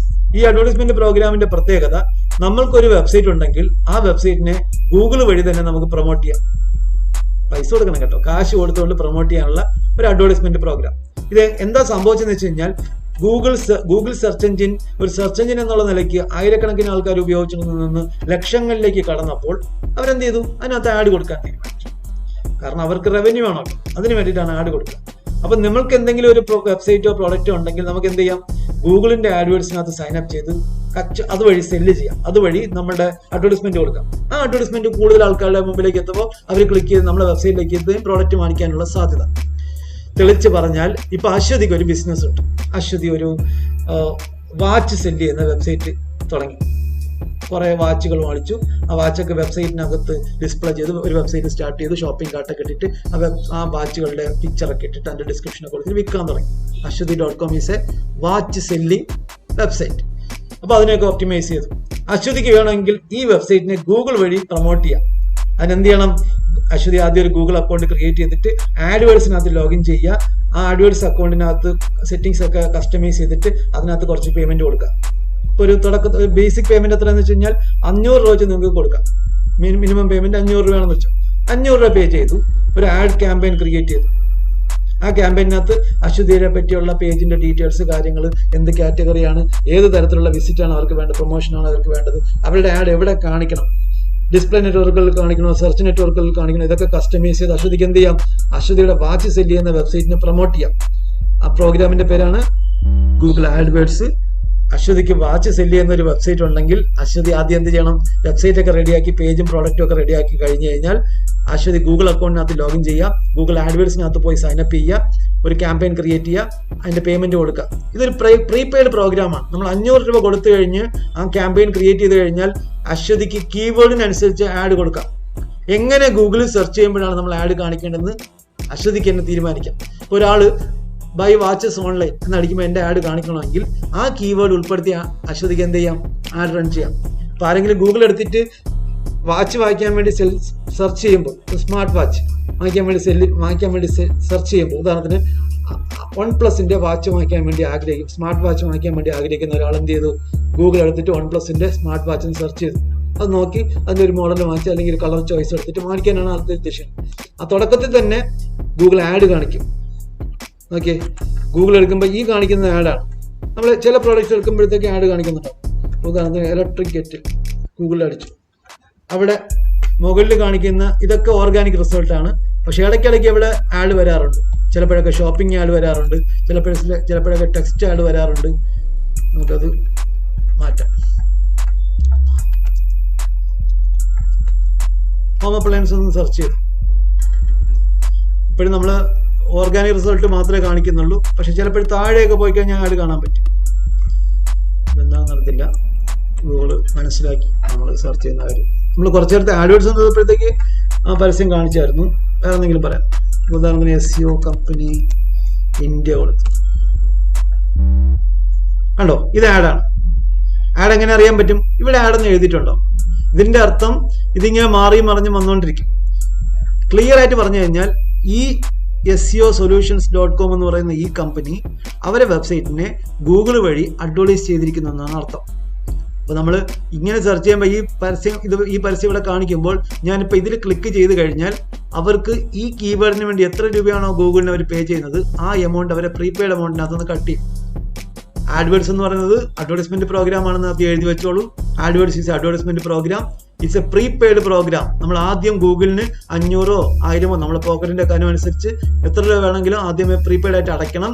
പ്രീപെയ്ഡ് ആയിട്ട് അടച്ചതിന് ശേഷം നമ്മളൊരു ക്യാമ്പയിൻ ക്രിയേറ്റ് ചെയ്ത് ഏതൊക്കെ കീവേഡിന് സെർച്ച് ചെയ്യുന്ന ആൾക്കാർക്കാണോ നമ്മൾ ആഡ് കാണിക്കേണ്ടത് അത് നമുക്ക് ഡിസൈഡ് ചെയ്തിട്ട് നമ്മൾ കീവേഡുകളെ സെറ്റ് ചെയ്യാം. ഉദാഹരണത്തിന് ഈ കമ്പനി എൻ്റെതാണെന്ന് വെച്ചോ, ഈ കമ്പനികളിലേക്ക് ആൾക്കാർ എത്താൻ വേണ്ടിയിട്ട് ഞാൻ ഈ കീവേഡിന് അഡ്വർടൈസ് ചെയ്യുന്നു. പക്ഷെ ഈ ഓരോ കീവേഡിനും അവിടെ ഒരു CPC ഉണ്ടാവും, cost per click value. CPC value എഴുതിക്കോളൂ, CPC cost per click value. ഇങ്ങനെ ഇപ്പൊ SEO കമ്പനി ഇന്ത്യ എന്നുള്ള ഒരു കീവേഡിന് കോസ്റ്റ് പെർ ക്ലിക്ക് വാല്യൂ എത്ര ആയിരിക്കും എന്ന് വെച്ച് കഴിഞ്ഞാൽ ഇന്ത്യയിലൊക്കെ ആണെങ്കിൽ ഒരു 45, 65, 75 ഇടയ്ക്കൊക്കെ ആയിരിക്കും ഇതിന്റെ വില. അപ്പൊ സോഫ്റ്റ്ലൂമിനെ SEO കമ്പനി ഇന്ത്യ എന്ന് അടിക്കുമ്പോൾ ഇവിടെ വരുത്താൻ പറ്റുമെന്ന് വെച്ചാൽ നമ്മൾ ആഡ്വേർഡ്സ് ക്യാമ്പയിൻ ക്രിയേറ്റ് ചെയ്ത് ഒരു പേയ്മെന്റ് ഗൂഗിളിന് കൊടുത്തു കഴിഞ്ഞാൽ നമുക്ക് ഇവിടെ വരാം. പക്ഷെ ഇവിടെ സെർച്ച് ചെയ്യുന്ന ഒരാൾ ഇവിടെ ക്ലിക്ക് ചെയ്യുമ്പോൾ നമ്മളെ കയ്യിൽ നിന്ന് 45 രൂപ മുതൽ 75 രൂപ വരെ ഒറ്റ ക്ലിക്കായി ചെയ്യുമ്പോൾ തന്നെ പോകും. പക്ഷെ ആളെന്ത് ചെയ്യും? ക്ലിക്ക് ചെയ്ത ആൾ നമ്മുടെ വെബ്സൈറ്റിലേക്ക് എത്തും. അവർ നമ്മളെ നിന്ന് വന്നൊരു SEO എൻക്വയറി നടത്തിയ ഒരു നമ്മളെ കയ്യിൽ നിന്ന് SEO സർവീസ് മേടിച്ചു കഴിഞ്ഞാൽ നമുക്കത് ലാഭം. ഇനി ഇലക്ട്രിക് വാച്ചിന്റെ അല്ലെങ്കിൽ സ്മാർട്ട് വാച്ചിന്റെ കാര്യം പറയാം. അശ്വതിക്ക് ആഡ്വേർഡ്സ് അക്കൗണ്ട് ക്രിയേറ്റ് ചെയ്ത് സ്വന്തം വാച്ച് സെല് ചെയ്യുന്ന വെബ്സൈറ്റിനെ ഗൂഗിൾ ആഡ്വേർഡ്സ് വഴി പ്രൊമോട്ട് ചെയ്യാം. അവിടെ ആദ്യം ചെയ്യേണ്ടത് ഒരു ഗൂഗിൾ അക്കൗണ്ട് ക്രിയേറ്റ് ചെയ്ത് ഗൂഗിളിന് കുറച്ച് പേയ്മെന്റ് ചെയ്ത്, ചിലപ്പോൾ 500 രൂപ അടച്ച് മിനിമം പേയ്മെന്റ് ചെയ്ത് നോക്കാം, 1000 രൂപ അടച്ച് മിനിമം പേയ്മെന്റ് ചെയ്ത് നോക്കാം, അല്ലെങ്കിൽ 2000 രൂപയ്ക്ക് അടച്ചു നോക്കാം. അതൊരു പ്രീപെയ്ഡ് എമൗണ്ട് ആണ്. അവിടെ 1000 രൂപ അടച്ച് അശ്വതി ചെയ്യേണ്ടത് ആഡ്വേർഡ്സ് അക്കൗണ്ട് ക്രിയേറ്റ് ചെയ്യും. ഡിജിറ്റൽ മാർക്കറ്റിങ്ങിനകത്ത് ക്രിയേറ്റ് ചെയ്യണമെന്നൊക്കെ പഠിപ്പിക്കുന്നുണ്ട് കേട്ടോ, സെപ്പറേറ്റ് ആയിട്ട്. എന്നാലും ഇത് ഇൻട്രോഡക്ടറി പാർട്ടിനകത്ത് എന്താണെന്ന് ഞാൻ പറഞ്ഞു പോവുകയാണ്. അപ്പൊ നമ്മൾ ആഡ് ക്രിയേറ്റ് ചെയ്ത് കഴിഞ്ഞാൽ അശ്വതിക്ക് എന്ത് ചെയ്യാം? ഏതൊക്കെ കീവേഡിൽ സെർച്ച് ചെയ്യുന്ന ആൾക്കാർക്കാണോ ഇത് കാണിക്കേണ്ടതെന്ന് അശ്വതി സെലക്ട് ചെയ്യാം. അതുപോലെ തന്നെ സെർച്ച് ചെയ്യുന്ന ആൾക്കാർക്ക് കാണിക്കണോ, ഇത് ഇനേബിൾ ചെയ്തേക്കുന്ന വെബ്സൈറ്റുകൾ വേറെ ഉണ്ട്. ആഡ്വേർഡ്സ് ഇനേബിൾ ചെയ്തേക്കുന്ന, ആഡ്സെൻസ് ഇനേബിൾ ചെയ്തേക്കുന്ന വേറെ വെബ്സൈറ്റുകളുണ്ട്. പബ്ലിഷേഴ്സ് വെബ്സൈറ്റുകളാകാം, ബ്ലോഗ് ആകാം, യൂട്യൂബ് ആകാം, ജിമെയിൽ ആകാം, അവിടെയൊക്കെ പരസ്യം കാണിക്കുന്നുണ്ടാവും. അവിടെയും കാണിക്കണമെങ്കിൽ അശ്വതിക്ക് എന്ത് ചെയ്യാം? അതും ചൂസ് ചെയ്യാം. ചൂസ് ചെയ്യാനുള്ള ഓപ്ഷൻ ഡിസ്പ്ലേ നെറ്റ്വർക്ക് ആണ്. അവിടെ 2 ഓപ്ഷൻ ഉണ്ടാവും, search network or display network. ഇതിൽ രണ്ടും ചൂസ് കഴിഞ്ഞാൽ രണ്ടിടത്തും പരസ്യം കാണിക്കും. എവിടെയൊക്കെ? ഗൂഗിളിൽ സെർച്ച് ചെയ്യുന്ന ആൾക്കാർക്ക് പരസ്യം കാണിക്കും, അല്ലാതെ മനോരമയുടെ പത്രമൊക്കെ എടുക്കുമ്പോൾ വായിച്ചു നോക്കും പരസ്യം സൈഡിൽ കാണിക്കുന്നത്, അതുവരെയും കാണിക്കാൻ പറ്റും. അപ്പോൾ കൂടുതൽ ആൾക്കാരുടെ മുമ്പിലേക്ക് എത്തിക്കാൻ പറ്റും എന്നുള്ളതാണ്. ഇതിനാണ് കോസ്റ്റ് കൂടുതൽ. ഇപ്പൊ ഈ കീവേഡിന് ഒരു 45 രൂപയാണ് കോസ്റ്റ് എങ്കിൽ ഞാൻ ഈ കീവേഡിന് എന്റെ വെബ്സൈറ്റിനെ പ്രൊമോട്ട് ചെയ്യുമ്പോൾ ആരെങ്കിലും ഇങ്ങനെ സെർച്ച് ചെയ്തിട്ട് ഇവിടെ ഒരു ക്ലിക്ക് ചെയ്താൽ എന്റെ കയ്യിൽ നിന്ന് 45 രൂപ തൊട്ട് 75 രൂപ വരെ പോകാം. എന്റെ കയ്യിൽ നിന്ന് പ്രീപെയ്ഡ് ആയിട്ട് ഞാൻ 2000 രൂപ അടച്ചിട്ടുണ്ടെങ്കിൽ അതിനകത്ത് നിന്ന് 45 രൂപ കട്ടായി. ബാക്കി എമൗണ്ട് എന്റെ കാണിക്കത്തുള്ളൂ. ഇനി കുറച്ചു നേരം കഴിഞ്ഞ മണിക്കൂർ കഴിഞ്ഞ് വേറൊരാൾ സെർച്ച് ചെയ്തു ഇതേപോലെ, അപ്പോഴും എന്റെ ആഡ് കാണിച്ചു, അയാളും ക്ലിക്ക് ചെയ്തു. ആ ക്ലിക്ക് ചെയ്ത അയാൾ എന്ത് ചെയ്യും? നമ്മുടെ വെബ്സൈറ്റിലേക്ക് വരും. ഇവിടെ ഒരാൾ ക്ലിക്ക് ചെയ്യുമ്പോൾ നമ്മുടെ വെബ്സൈറ്റിലേക്ക് പോകും. പക്ഷെ പകരം നമ്മൾ കൊടുത്തിരിക്കുന്ന പ്രീപെയ്ഡ് എമൗണ്ടിൽ നിന്ന് ആ നിശ്ചിത തുക എന്ത് കട്ടാവും? CPC കട്ടാവും, കോസ്റ്റ് പെർ ക്ലിക്ക് വാല്യൂ കട്ടാവും. ബിഡ് റേറ്റ് എന്ന് തന്നെ പറയാറുണ്ട്. ബിഡ് റേറ്റ്, ബിഡ് ഓപ്ഷനൊക്കെ നമ്മൾ ബിഡ് ചെയ്യൂലേ, അതുപോലെ ബിഡ് റേറ്റ് എന്ന് തന്നെ പറയാറുണ്ട്. CPC കോസ്റ്റ് എത്രയാണ് നമ്മളെ ബിഡ് റേറ്റ് അഥവാ CPC കോസ്റ്റ് എന്ന് പറഞ്ഞു കഴിഞ്ഞാൽ കോസ്റ്റ് പെർ ക്ലിക്ക് വാല്യൂ.